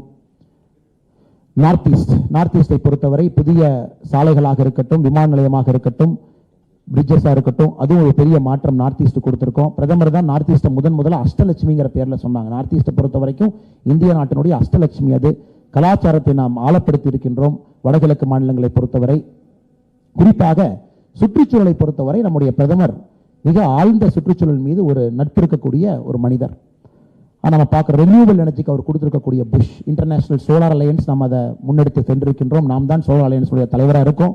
இந்தியா முழுவதுமே ரெனியூவல் எனர்ஜி கொடுத்திருக்கக்கூடிய புஷ் இருக்கலாம். அதுக்கப்புறம் COP26ல பிரதமர் அவர்கள் முதலாக லைஃப் அப்படிங்கிறத அறிமுகப்படுத்தி லைஃப் ஸ்டைல் ஃபார் என்விரான்மெண்ட் இன்னைக்கு உலகம் முழுவதும் பேசியிருக்கோம். நமாமி கங்கா சுத்தப்படுத்தியிருக்கோம், சீத்தாவை கொண்டு வந்திருக்கோம். பிரதமர் அவர்கள் சமீபத்தில் தமிழ்நாட்டில் he has seen Bommi, our two very eminent Tamilians who elephant caregivers whose film got an Oscar this year. We are very grateful. The Honorable Prime Minister made a visit and visited them. நம்முடைய பாதுகாப்பை பொறுத்தவரை உலகத்துல மிக உறுதியான பாதுகாப்பான நாடுனா Israel, India. அந்த அளவுக்கு நம்ம கொண்டு வந்திருக்கோம். அந்த பிரஜைகளுக்கு வந்து இந்திய அரசு யாரையும் விட்டுக் கொடுக்காது என்கின்ற அளவுக்கு மிக பெருமையாக, கொஞ்சம் முன்னாடி போங்கன்னா, மிக பெருமையாக எங்களால் சொல்ல முடியும். சர்ஜிக்கல் ஏர் ஸ்ட்ரைக் யாராக இருந்தாலும் கூட சுதந்திர இந்திய நாட்டிற்கு பிறகு தவறு செய்வர்களை நம்ம போறோம். 370 எடுத்திருக்கோம். அடுத்து நீங்க அடுத்த சைடு வாங்க. டிஃபென்ஸ் ப்ரொடக்ஷன் 1 லட்சம் கோடி ரூபாய்க்கு மேல உள்நாட்டில் ராணுவ தளவாட உற்பத்தி, கட்டிங் எட்ஜ் எக்யூப்மெண்ட் வந்திருக்கு. பார்டர் ரோட்ஸ் அண்ட் பிரிட்ஜஸ் நாம வந்து வலிமைப்படுத்தி இருக்கின்றோம். மிக முக்கியம் இது. சிரியால இருந்து Libya, Yemen, Sudan, Nepal, Afghanistan, இதுல எல்லாம் இந்த வார் பிரதேசத்துல யாரெல்லாம் மாட்டிக்கிட்டாங்களோ 20,000 இந்தியர்களுக்கு மேல பத்திரமா கொண்டு வந்திருக்கோம். We're extremely happy, sir. Many of our Tamil students who are struck in Ukraine, every single person without a scratch, the Honorable Prime Minister has brought them back to Tamil Nadu. We are eternally grateful for that, sir. அதே போல 2,97,00,000 இந்தியர்களை corona காலகட்டத்தில் வந்தே பாரத் பிளைட்ல கொண்டு வந்தோம். எல்லாமே அங்கங்க மாட்டிக்கிட்டு இருந்த பொழுது சிறப்பு விமானங்களை பண்ணி 2,97,00,000 பேர் வெளிநாட்டில் இருந்தவங்களை கொண்டு வந்திருக்கோம். மிக பெருமையாக நம்முடைய பத்திரிகையாளர் நண்பர்கள் முன்னால் வைக்கின்றோம்.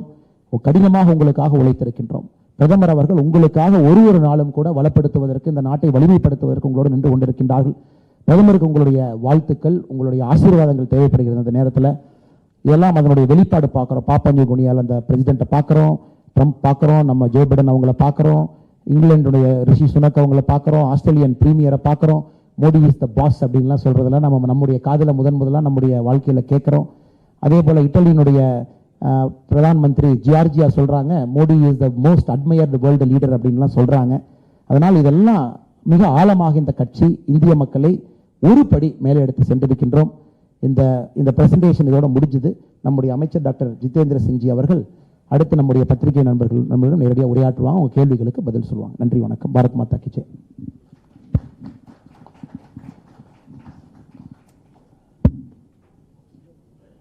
Thank you, Annamalai ji. I hope all of them can understand English at least. Most of our media friends. Na pesra, but kunjum pesra. So wherever I get stuck, Annamalai can step in. Why I asked him to make this presentation, because it was not in Tamil version, so I said in fluent Tamil, let it be there.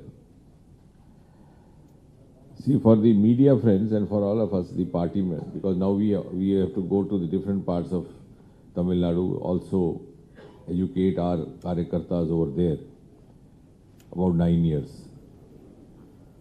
The best way to make people realize what is the difference is to ask them to compare it with what it was before 9 years, before 2014. See, if you see a person, you say you have grown weak. As a doctor, I say you have grown weak. I would say that only if I have seen him when he was not weak. If I am seeing him for the first time and he is like that, I will not be able to make out. So many of us, including the karyakartas who have seen what it was like 2014, can go and educate people. Meanwhile, in 9 years, a new generation has come. They have not seen what it was before 2014. And every year we are also getting lakhs of new voters, 18 plus. They have grown up only in these 9 years, where Modi ji gave us a golden era. And they would believe that this is the time India always had. But somebody has to tell them, and they had to be cautioned that before 2014, it was something different. And as responsible young citizens, they have to guard against the earlier times happening again. What the earlier governments were doing, whether Congress or the alliance governments. So if you do the comparison from what you saw in the presentation, you saw the figures. Before 2014, there was such a huge desperation in the country, pessimism. In fact, on the 26th of May 2014, around 6 o'clock in the evening, when the swearing in happened of Prime Minister Modi ji, I wrote a small piece. I said, this is the beginning of a journey from pessimism to optimism. Because for so many years, India was known to be a country of scams, scandals, coal scam, this scam, that scam. And our youth were also disillusioned. They were looking forward to go abroad. Many of them want to go to stay back in India. Now see what is it? It is the other way around. Modi ji has given India an esteem, and every Indian a sense of self-esteem and self-pride. That is the basic truth.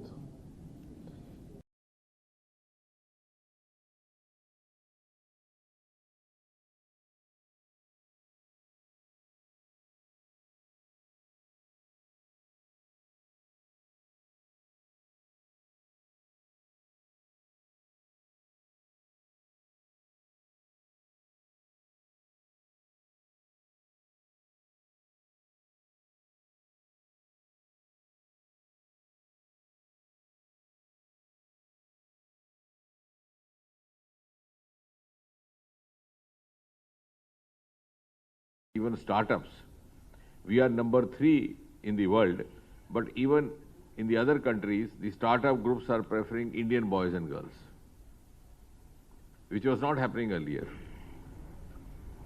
And this has happened purely because of Prime Minister Modi. If you talk only of startups, in 2014 we just had 350. You have to compare with the earlier figures, then only you realize what it means. When you say 1 lakh, okay, 1 lakh means what? But somebody has to tell you that before 2014 we had only 350. It has gone up more than 300 times. That is the achievement of 9 years. Unicorns we have 115, out of which almost 35% are women-led. This was a country which was known to be not giving women their due or giving justice to women or giving them their share. Now women are in a leadership role. In these 9 years, we have moved on from women participation to women leadership. Earlier on, you used to say increase women participation. Now women are taking the lead and men has to be participants.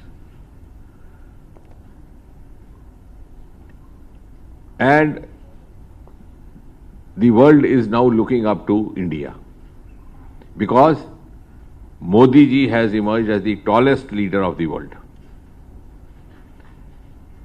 and longest serving head of government, 23 years, first as Chief Minister, now as Prime Minister. Even among the contemporary, the present heads of government across the world, you compare.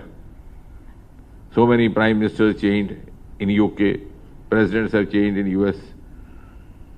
And that is why all these heads of government are looking up to Modi ji. You saw in this presentation, somebody is touching his feet, somebody is embracing him, because they are looking up to him for guidance, for advice. India's status has gone up in 9 years. That is the biggest achievement. And all that has been possible because of the statistical figures which you saw in presentation. And world today is ready to be led by India. World today is ready to be led by India under Prime Minister Modi, because they understand that India under Prime Minister Modi has that capability which they may not have. In this presentation you saw vaccine. 220 vaccine doses administered. India was known as a country where people hardly have any health consciousness. Leave aside preventive health care. Even if somebody gets sick, they would not go to the hospital. There are certain economic reasons also, social reasons also, financial concerns. But usually they will just try for 3, 4, 5 days. Once you get serious, you go to the hospital. And the whole world was warning that India with 130, 140 crore people, if it is not able to control COVID, it will become a hot spot even for us. They were worried for themselves, that if it spreads all over India, they will also get affected. Later what happened? We were fully in control, and small European countries with just 50 lakh population, 500,000 population could not control. And with the motivation of Modi ji, India came out with the first DNA vaccine for COVID. and we made it available to other countries. So it has been tremendous hard work on the part of Modi ji and his team to have made India arrive where it has. That is why today, even the most advanced countries, they think, no, India has the capacity to do what we can't do. They could not produce vaccine, we produced. Similarly, space. USA, Soviet Union, they started off much earlier than us. We have our space headquarters in Bengaluru. We started very late. Today, our space technology is as equally advanced as that of USA or even more. And we are launching the satellites prepared or developed by USA and UK from Sriharikota in Andhra Pradesh. And we are also earning revenue. When I was seeing the last figures, about 220 million euros earned by launching of UK satellites. And all this in 9 years. Earlier on, they had only, almost out of these 220, almost 187 million euros earned in these 9 years. Similarly, about $56 million earned from the USA satellites. So those countries which were ahead of us are today using our facility. So when we say India has reached a pedestal, it has happened after 9 years of continuous, tireless hard work by Prime Minister Modi. And he has given India a new culture. Culture which is based on objectivity, as he was mentioning EWS or aspirational district. That also we should go and tell people. Earlier on what happened? If I became minister, I would declare my district as backward district and give it all benefits. Now it's not like that. There is a dashboard, there are 40 parameters. On the basis of it is decided which district is backward or lesser developed in terms of health education or health facility, which one in education, which one in connectivity, and then to bring it at a par with the state first district and then national first district. Everything is scientifically, objectively done. Airports from 74 to increase to 148. How? Because Modi ji ensured wherever anything is required, it should be provided. Earlier on, what happened? In the Congress time, if I became aviation minister, I'll open an airport in my village, even if there was no passenger, no aircraft. We have seen this happening. Old timers have seen this. If I became railway minister, I will introduce a train to my village. That culture is gone. If we have developed Northeast, it is because Modi ji has given a culture of justice to all, appeasement to none. Wherever it is required, it has to be given. Otherwise, they would say, what is the fun? Northeast, you will hardly get any MPs. So what is the use of attending? And we must go and tell people, that is the comparison. Before 2014, the Prime Minister of India was himself MP from Northeast, from Assam. But since we did not follow that vote bank culture, similarly, all these reforms brought in by Modi ji are not only governance reforms or developmental reforms, they are also huge social reforms. For example, within 3 months, he issued an order, which Annamalai ji, he's been in services, he will appreciate. I think 2014, May, the government came in. By September, there was an order that the documents or certificates will no longer required to be tested by gazetted officer. Such a huge thing. That was a legacy of the British Empire. In villages, whenever we went to class 9, 10 and we were asked to get certificates tested, we didn't know from where to get it tested. It was not simply a governance reform. Modi ji sent out a message, look here, I have the courage to trust my youth. The youth of India are my children, I can trust them. If you are running a family You do not trust your own son, your daughter. How will you run the family?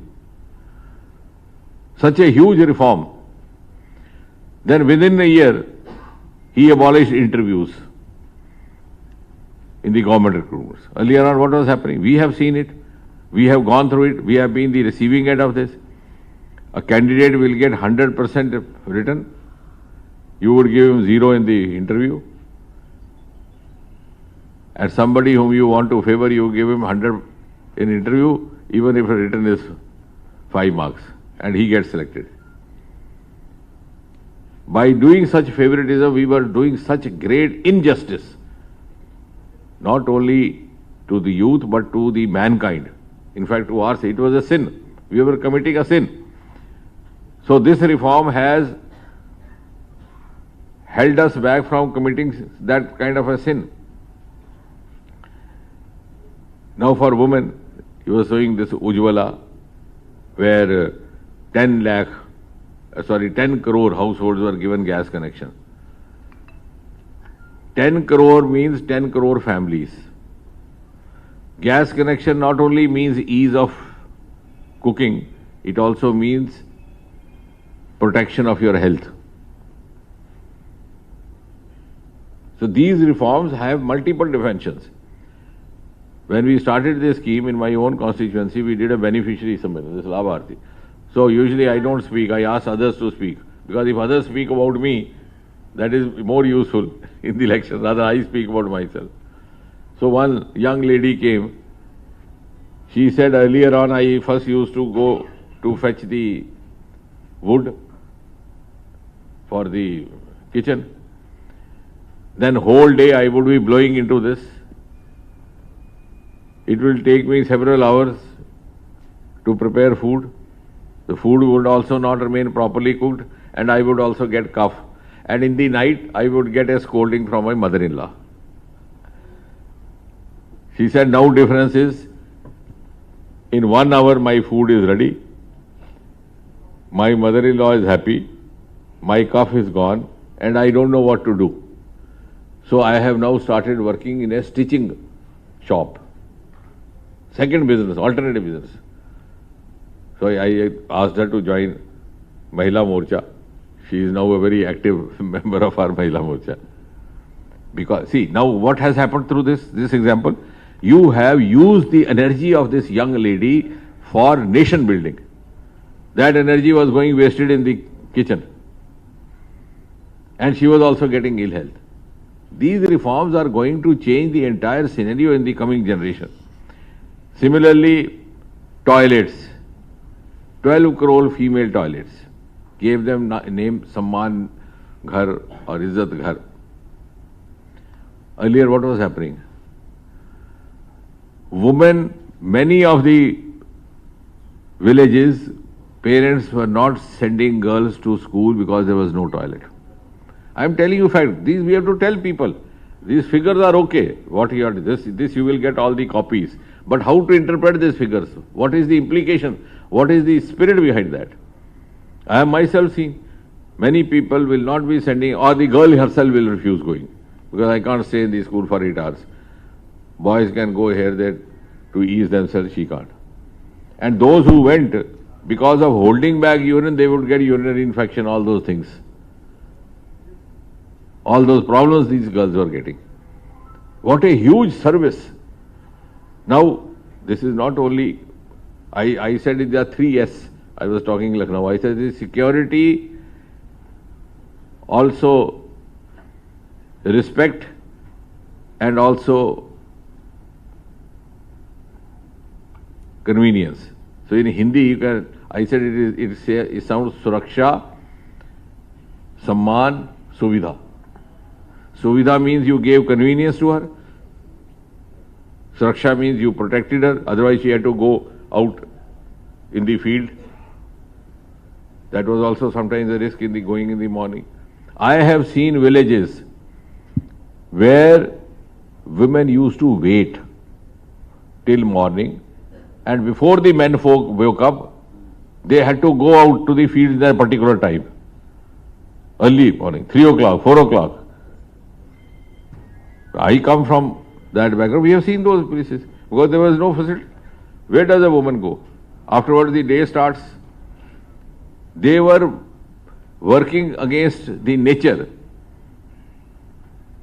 So what a huge reform this has happened. That is why today you have women-led entrepreneurship, you have women-led startups.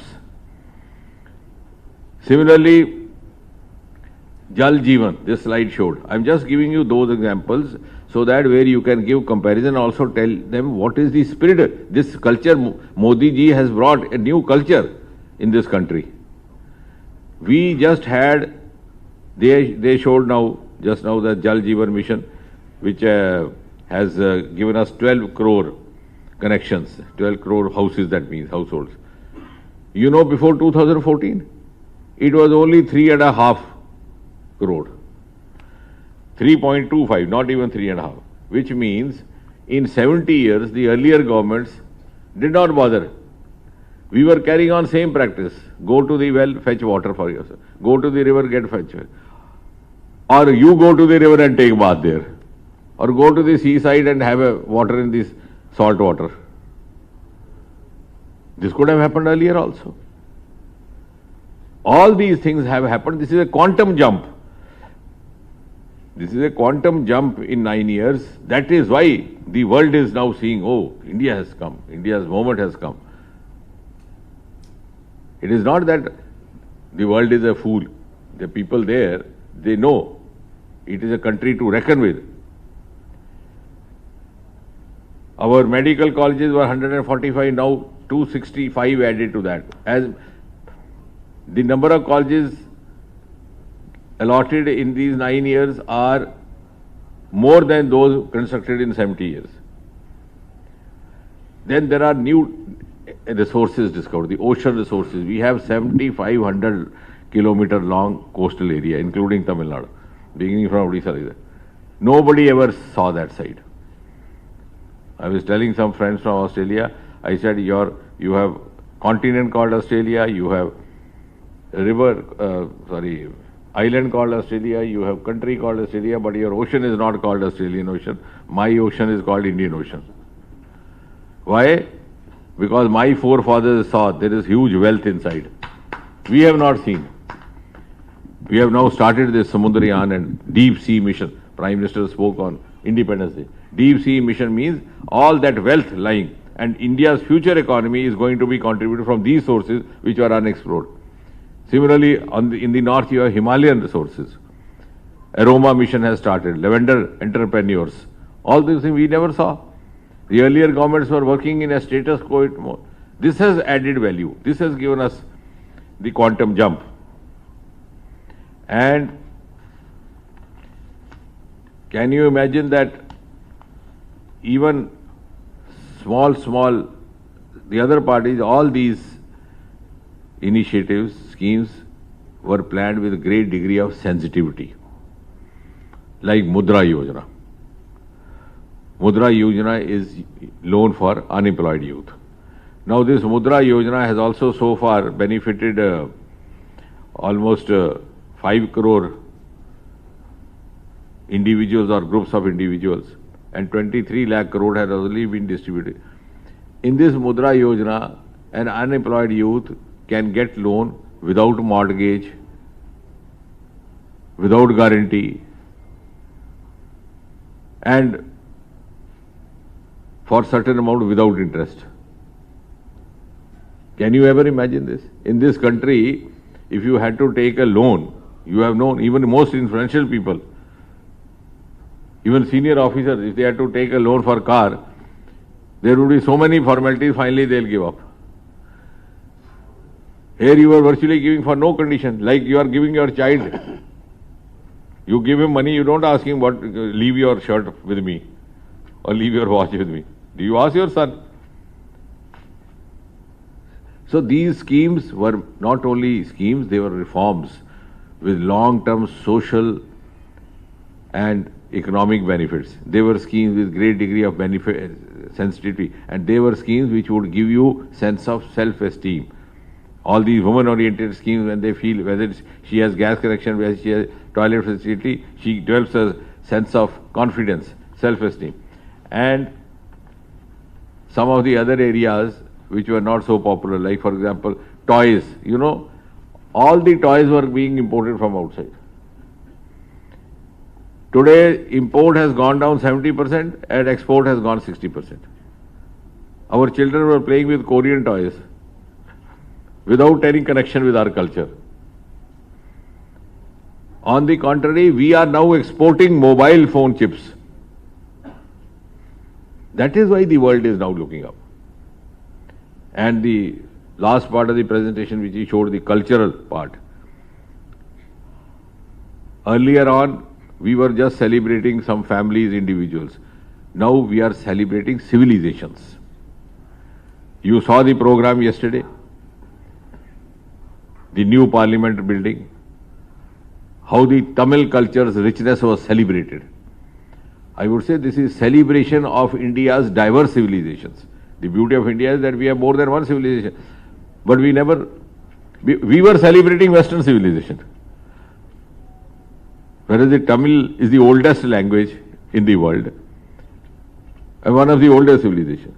Yesterday it found its due place in the new Parliament House. Singal and the traditional hymns, traditional prayers being performed while installing it. So this is now if it was earlier they say no, we have nothing in Tamil Nadu, another government leave it. Nobody is doing like that. Similarly, not only Tamil Nadu, see Punjab, this Kartarpur Sahib they showed. This Gurudwara is somewhere in Lahore. From Punjab, if you go to Amritsar, you have been in research, it's 45 minutes by road. Many of our Sikh brothers, they wanted to go there for their, just to pay obeisance.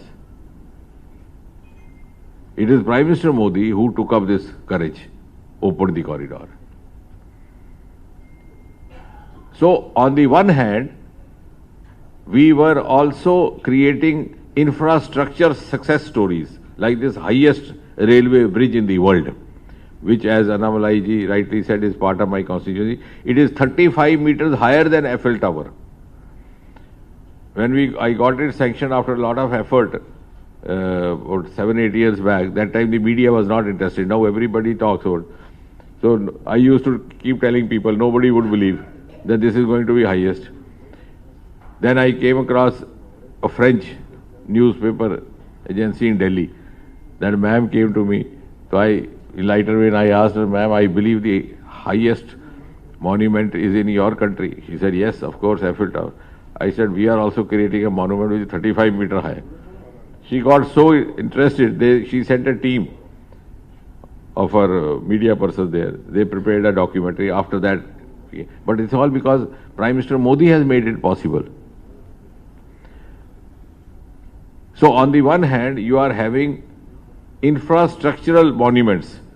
On the other hand, you are also blending it by combining them with your original traditional culture. Now, if you see the new parliamentary building, on the one hand, it has all the cultural symbols. On the other hand, it has the most modern sunlight facility inside the room. And that is why we are now ahead of the rest of the world, and now we have to plan based on this 9 years of achievement under Prime Minister Modi next 25 years. And particularly, we have to motivate our youth, youngsters who have 25 years more to put in. Many of us may be there, may not be there, but those who are in this age group of 30s, they have the energy, the capacity, and they will celebrate 100 years of India in 2047. And they will have the pride. Look here, we also contributed. As Modi ji gave this 5 principles, the last one is citizens' duties, citizens' responsibility. So in order to make this happen, each citizen of India will have to contribute. Modi ji is leading a journey. World has acknowledged this journey. World is looking up to us with great awe. Each moment they are seeing, don't know what next will happen in India, where Modi will lead it. Now it is the responsibility of each one of us to contribute to it, not only to make it happen, so that when it actually happens in 2047, we can also tell our children, look here, we also gave some sahyog to, some cooperation to Modi ji. So in a nutshell, since this meeting today was dedicated exclusively to the 9 years of the Modi-led government, how to analyze it, how to make it explain to the people, and what next for us. As I said, I conclude saying the world is ready to be led by us. Now we have to ask ourselves, are we ready to lead? Modi ji has emerged as a world leader, but we have to offer our support, our cooperation, so that India remains a world leader for all the times to come.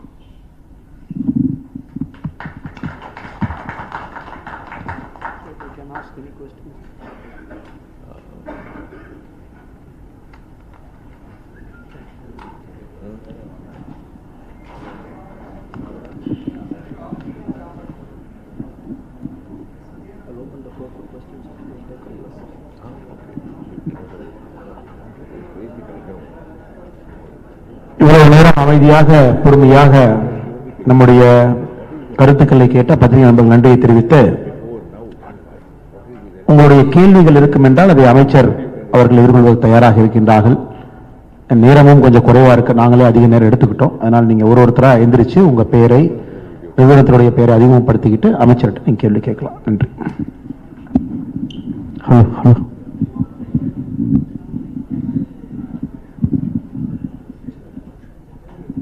வணக்கம் sir, என்னோட பேர் ஜெரி from Nakkheeran magazine.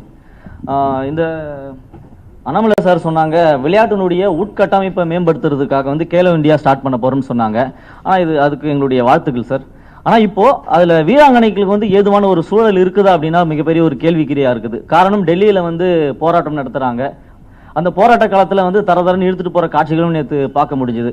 அதை சரி செய்ய முடிஞ்சுதுங்களா? அதுக்கு வந்து விசாரணை குழு அமைச்சாங்க, அந்த விசாரணை குழுடைய ஸ்டேட்டஸ் என்னன்னு தெரியல. நான் இதுக்கு பதில் சொல்றேங்கண்ணா. அமைச்சர் வந்து குறிப்பாக இந்த மோடிஜி அரசனுடைய 9 ஆண்டு கால சாதனைகள் எல்லாம் பதில் சொல்றாங்க, நான் பதில் சொல்றேன். அண்ணா இப்ப ஜெயனா உட்கார்ந்துங்க.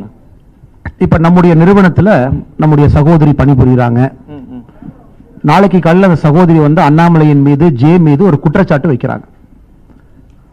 சகோதரி வைக்கிற குற்றச்சாட்டுல முதல் கண்டிஷன் என்ன போடுறாங்கன்னா, இதை நான் குற்றச்சாட்டு வைத்தவுடன், கம்ப்ளைண்ட் கொடுத்தவுடன் நீங்க ஜேவியோ அண்ணாமலையோ அரெஸ்ட் பண்ணாதான் நான் அடுத்த விஷயங்கள்லாம் பேசுவேன்னு அந்த சகோதரி சொல்றாங்கன்னு இமேஜின் பண்ணலாம்.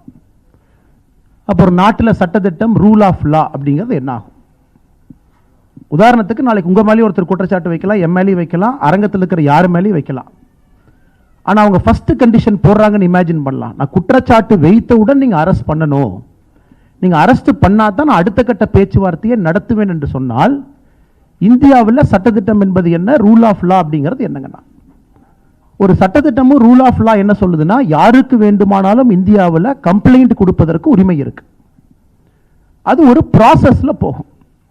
ஒரு பிரிலிமினரி எவிடன்ஸ் இருக்கு, இன்வெஸ்டிகேஷன் பண்ணிட்டாங்க, ஒருத்தர் தவறு பண்ணியிருக்காங்க, அரெஸ்ட் பண்றாங்க. 99.9% எஃப்ஐஆர்ல அரெஸ்ட் பண்ண மாட்டாங்க. அது இன்வெஸ்டிகேஷன் ப்ராசஸ்ல, உதாரணத்துக்கு சிபிஐ எடுத்தீங்கன்னா சார்ஜ் ஷீட் போடும்போது அரெஸ்டே பண்ணுவாங்க. தமிழ்நாட்டில் 2G ஸ்கேம் உட்பட யாரையும் சிபிஐ வந்து முதல் தகவல் அறிக்கை பதிவு பண்ண உடனே அரெஸ்ட் பண்ண. உதாரணத்துக்கு என்னையும் பார்த்தீங்கன்னா, நான் இன்னைக்கு திமுக அமைச்சர்கள் மீது பல ஊழல் குற்றச்சாட்டுகளை வச்சிருக்கேன். ஆனால் நான் மைக் எடுத்தீங்களா, நான் ஊழல் குற்றச்சாட்டு வச்சுட்டேன், நானும் ஒரு பெரிய ஆள் தான், நானும் இந்த நாட்டில் முக்கியமான பிரச்சனை, ஊழல் குற்றச்சாட்டுக்கு வச்சதுக்காக நீங்க வந்து ஒரு அரெஸ்ட் பண்ணா தான் அண்ணாமலை பேசுவான்னா, நாளைக்கு உங்களுக்கும் பாதுகாப்பு இருக்காது, எனக்கும் பாதுகாப்பு இருக்காது. வைக்கக்கூடிய குற்றச்சாட்டை யாரும் மறுக்கவில்லை. சுப்ரீம் கோர்ட்டில் இருந்து அதுக்கு ஒரு கமிட்டி போட்டிருக்காங்க, அது டெல்லி ஹைகோர்ட்லேயும் ரெட் பெட்டிஷன் அதுக்கு ஒரு கமிட்டி போட்டிருக்காங்க. குற்றச்சாட்டை யாரும் மறுக்கல. ஆனால் என்னுடைய முதல் கண்டிஷன் அரெஸ்ட் பண்ணாதான் நான் பேசுவேன்னு சொல்லுகின்ற கருத்தை யாரும் ஏற்றுக்கொள்ள முடியாதுங்க. அவங்க 7 அம்ச டிமாண்டை கொடுத்துருக்காங்க, 7 பாயிண்ட் டிமாண்ட். 7 பாயிண்ட் டிமாண்ட்ல முதல் டிமாண்டே வந்து அந்த பர்டிகுலர் மனுஷனை நீங்கள் அரெஸ்ட் பண்ணால் தான் அடுத்த 6 டிமாண்டும் பேசுவோம் என்று சொல்வதை ஏற்றுக்கொள்ள முடியாது. இதே வீராங்கனையை இத்தனை காலமாக யாரும் கௌரவம் கொடுக்காதப்ப பிரதமர் அவர்கள் தன்னுடைய இல்லத்திற்கு அழைத்து அவர்களுக்கு மரியாதை கொடுத்து அந்த சகோதரியை பாராட்டி இந்தியாவிற்கு பெருமை சேர்த்ததற்காக நாட்டு மக்களுக்கு முன்னாடி நம்ம பிரதமர் தான் பாராட்டினார். அதனால் இதில் ஒரு சட்டத்திட்டத்துக்கு உட்பட்டு தான் நீங்கள் நான் இருக்கணும். ஏன்னா நாளைக்கு இதே பிரச்சனை ஒருத்தர் ப்ரெஷர் போடுறாங்க, ஜந்தர் மந்தரில் ப்ரெஷர் போடுறாங்க, கப்பஞ்சாயத்து வர்றாங்க, கப்பஞ்சாயத்தினுடைய தலைவர் ஹரியானாலேருந்து சப்போர்ட் பண்ணுறாங்க, அவங்களால கூட்டத்தை கூட்ட முடியுதுன்னா என்னாலையும் கூட்டத்தை கூட்ட முடியும். நாளைக்கு இதே பிரச்சனை உங்களுக்கு எனக்கு வரும். நக்கீரனில் மேலே ஒரு ஆர்டிகல் எழுதுறீங்க, அல்லது நான் நக்கீரன் மேலே ஒரு கேஸ் போடுறேன், நான் 10,000 பேர்த்தை கொண்டு வந்து நக்கீரன் மேலே நிறுத்துங்கிறக்காக நக்கீரன் அரெஸ்ட் பண்ணக்கூடாது. பத்திரிகை சுதந்திரம் சொல்கிறது புரியுது இல்லைங்கண்ணா. அதனால் தயவு செஞ்சு அதை கொஞ்சம் டிஃப்ரென்ஷியேட் பண்ணி பார்க்கணும். நாளைக்கு அந்த சகோதரி ஒரு எவிடன்ஸை பத்திரிகை முன்னாடி ரிலீஸ் பண்ணுறாங்கன்னா நாங்கள் கடமைப்பட்டிருக்கின்றோம். டெல்லி போலீஸ் கடமைப்பட்டிருக்கு. எவிடன்ஸ் கொடுக்கல, மியர் அலிகேஷன். அரசு எஃப்ஐஆர் பதிவு பண்ணிட்டாங்க, கமிட்டி போட்டுட்டாங்க, டைம் பவுண்ட் இன்வெஸ்டிகேஷன் பண்ணுறேன்னு சொல்கிறாங்க. ஆனால் நீ அரெஸ்ட் பண்ணாமல் இந்த இடத்த விட்டு போக மாட்டேன்னு சொல்கிறது நியாயமான்னு நீங்களே கேளுங்க ஜெயண்ணா. ஓ, பிரிட்ஜ் பூஷன் எம்பி அவர்கள் மீது கட்சி சார்ந்த ஏதாவது நடவடிக்கைகள் எடுக்கப்பட்டிருக்கா? அது என்ன ஸ்டேட்டஸ்ல இருக்குது? We will try to confine more to 9 years. அமைச்சர் அவர்கள் சொல்வது நான் இங்கே இருக்கின்றேன், நீங்கள் இருக்கிறீங்க, இதெல்லாம் தொடர்ந்து பேசலாம். இன்னைக்கு அமைச்சர் அவர்கள் தினமும் நமக்கு கிடைக்க போகிறது கிடையாது. 9 ஆண்டுகள் சாதனையை பேசுவதற்காக இங்கே இருக்கின்றோம்.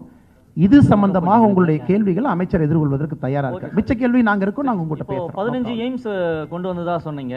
அதுல தமிழகத்துல மதுரையோட எய்ம்ஸ் எப்போ வரும் சார்? அதோட ஸ்டேட்டஸ் என்ன sir? 2026 March. But we will try to get it expedited. Otherwise the target is 2026. But our team and the party is trying to push it little faster. We'll try with that. The state government also has to cooperate in that. பிப்ரவரி வரைக்குமே 23.5 கோடி ரூபாய் மட்டும்தான் நிதி ஒதுக்கீடு செய்யப்பட்டதா இருக்குது. அதை பத்தி சொல்லுங்க sir. Which one is it? அந்த நிதி போதுமானதா இருக்குமா?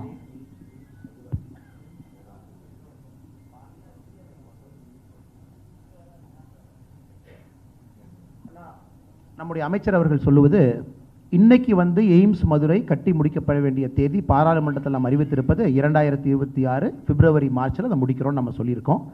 அமைச்சர் அவர்கள் சொல்வது இன்னும் அதை எக்ஸ்பெடிட் பண்ண போகிறோம். அதே நேரத்தில் இன்னைக்கு உங்களுக்கு தெரியும், ஜிக்கா ஜப்பான் கோஆப்ரேஷன் ஏஜென்சி எல்லாம் உள்ள இருக்காங்க. கடந்த முறை மன்சுக் மாண்டவியா நம்முடைய மருத்துவ அமைச்சர் வந்த பொழுது what is important for them to report is that all this has happened in 9 years. Earlier there were 7 aims in India. In 70 years 7 aims. In 9 years 15 added. One of this is Madurai. This is what you report please today. Because when you're talking at 9, delay or no delay, at least you got it. I was in Haryana that day, the same thing happened. So they asked the president, what is this? You have given, in their local language they have a proverb, to the camel, 2 small nuts. So that he said in his own language. ऊंट के मुंह में जीरा दी. So our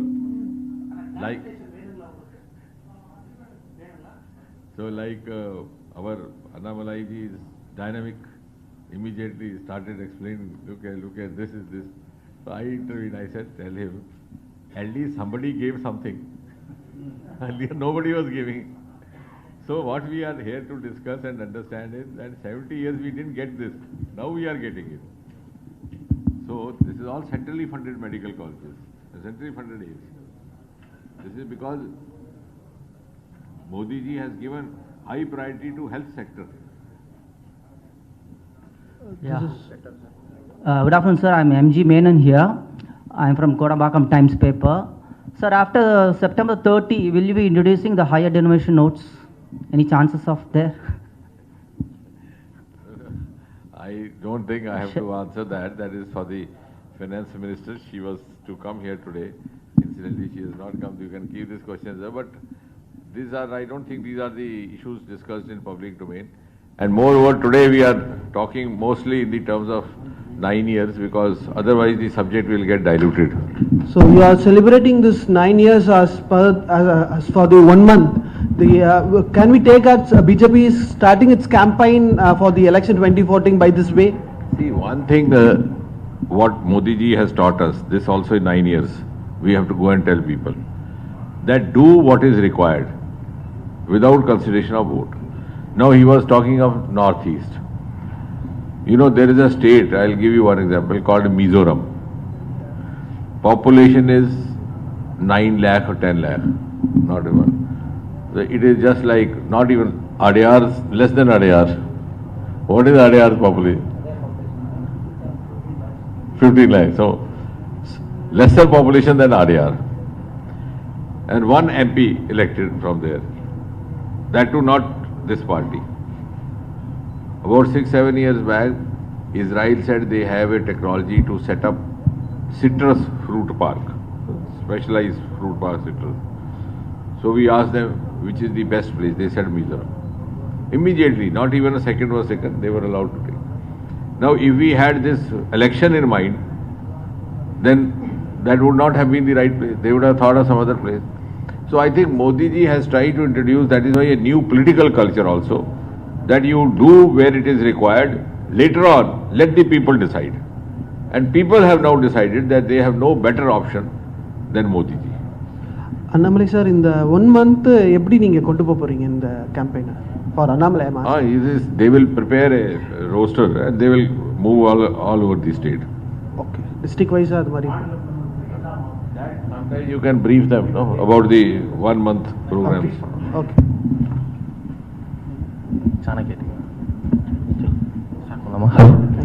sir, Senthilkumar from Chanakya TV. Sir, கங்கையை தூய்மைப்படுத்துறதுக்காக சிறப்பு திட்டத்தை செயல்படுத்துறீங்க. அது மாதிரி காவிரியை சுத்தப்படுத்துறதுக்கு தூய்மையான சிறப்பு திட்டம் ஏதாவது செயல்படுத்த போறீங்களா? அப்புறம் ஈரோடு வந்து கேன்சர் நோய் அதிகமாக இருக்கக்கூடிய அங்க இருக்க மக்களுக்கு அதிகமாக கேன்சர் வருது. அதுக்கு ஏதாவது சிறப்பு திட்டம் ஏதாவது செயல்படுத்த போறீங்களா?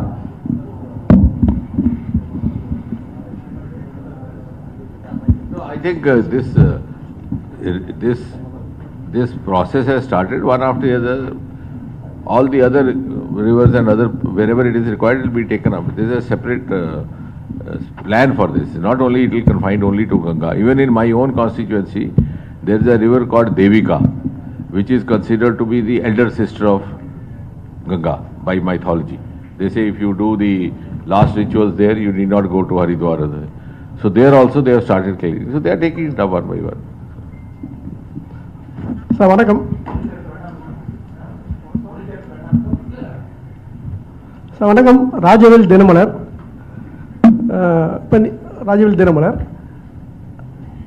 இப்போ நீங்கள் சாதனைகளை பற்றி சொன்னீங்க, 9 ஆண்டு சாதனை. அதில் வீடு தேடி செல்கிற குடிநீர் பைப்லைன் மூலமாக, அதுவும் தமிழ்நாட்டில் 63% நிறைவடைந்ததாக நீங்கள் ஒரு தகவல் சொல்கிறீங்க.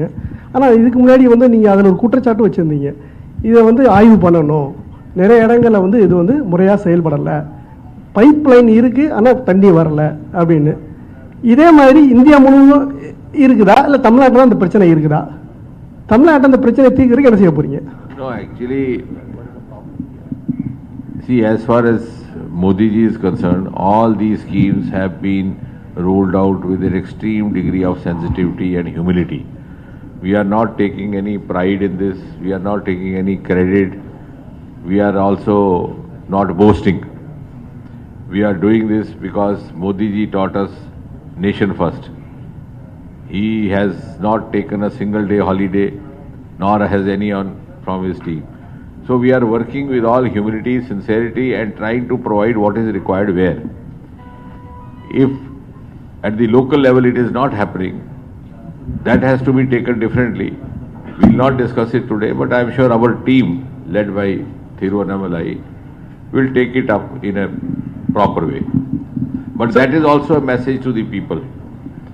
Why, if a scheme has been given by the center, why it should not be effectively implemented? Sir, last few questions. Sir, here. Sir, Yalinian from Times of India. Sir, Prime Minister promised that 2 crore employment, 2 crore jobs will be provided per year. But in the last 9 years, do we have any statistics of how many jobs have been provided? This is a very good question. Actually, see, Prime Minister recently made an announcement that he will be providing 10 lakh government jobs. That was about 7-8 months back. After that, this process has started Rozgar Mela.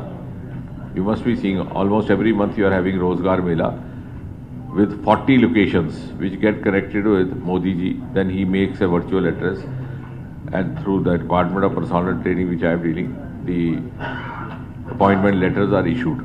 Next Rozgar Mela is 13th of June, like that. In that almost 3-4 lakh are already been given.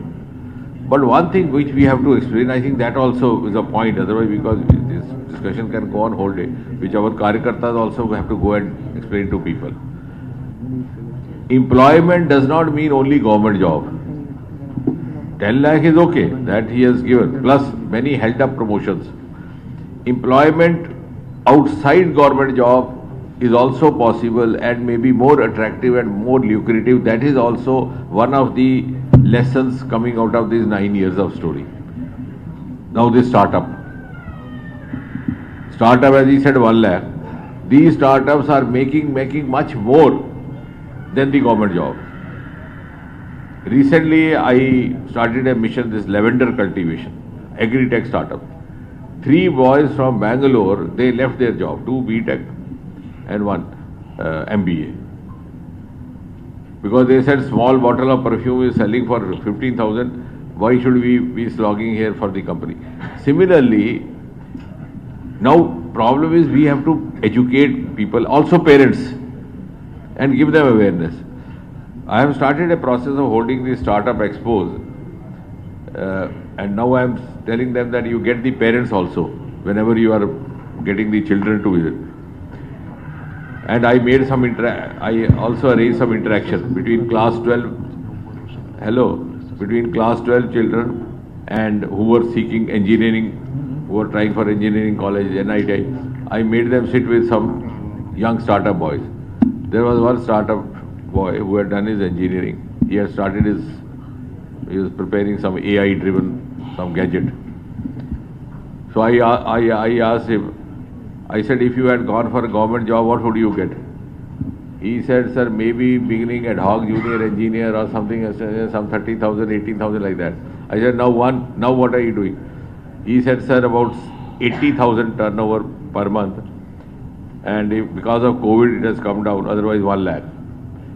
So I told these boys, I said, now you are preparing for engineering. Now you have to go home and think. Where will you use your engineering knowledge? Here or there? So in 9 years, many other options have come up. Now we are having startups even in space in Bangalore, space sector. So that we have to tell people. It is no longer confined only to government jobs. Sir, we are fine with all this, but do we have any concrete data to support it? Like, see, because our PM promised 2 crore jobs per year. Like, are there any concrete data to support it? See, that is why I am saying. Jobs does not mean only government service. You are also thinking that all of you should get assistant engineers and you should become police inspectors. Jobs means livelihood jobs. These are all jobs. All these alternate options outside government sector also, if you put it, will be more than 2 crore. Sir, you spoke high of the new airports. Okay. But in the out of last 6 airports, all have been handed over only to one person, only to one business conglomerate, that is Adani. Is the Modi government favoring a specific person? Because his rank in all India, throughout the global richness rank, his rank rose to 609 from 2-3 now. No, I will have. So is it not an example of crony capitalism? I will have to study your statistics. No, this is a worldwide statistics available. See, we are not getting into that because this is, as I said, this press meet is dedicated to 9 years. I'm also speaking about 9 years, sir. And in 9 years, you have to, if the airport condition has increased, we should celebrate that. Otherwise, there is a due process of law which is followed. So there is no question of questioning. In India, anybody has the option. After all, some due diligence and due course of procedure has been followed in everything that is done. Sir, one second. 2000 ரூபாய் note கொண்டு வரப்பட்டதான முக்கியமான காரணம் ஊழலை குறைப்பதற்காக. ஆனால் தற்போது அச்சடிக்கப்படுவதும் நிறுத்தி வைக்கப்பட்டுள்ளது. இந்த 9 ஆண்டு கால ஆட்சி காலத்தில் நீங்கள் வெற்றி சாதனைகளை திரையிடப்பட்டீர்கள். இதை மட்டும் ஏன் திரையிடப்படாமல் நிறுத்தி வைக்கப்பட்டது ஏன்?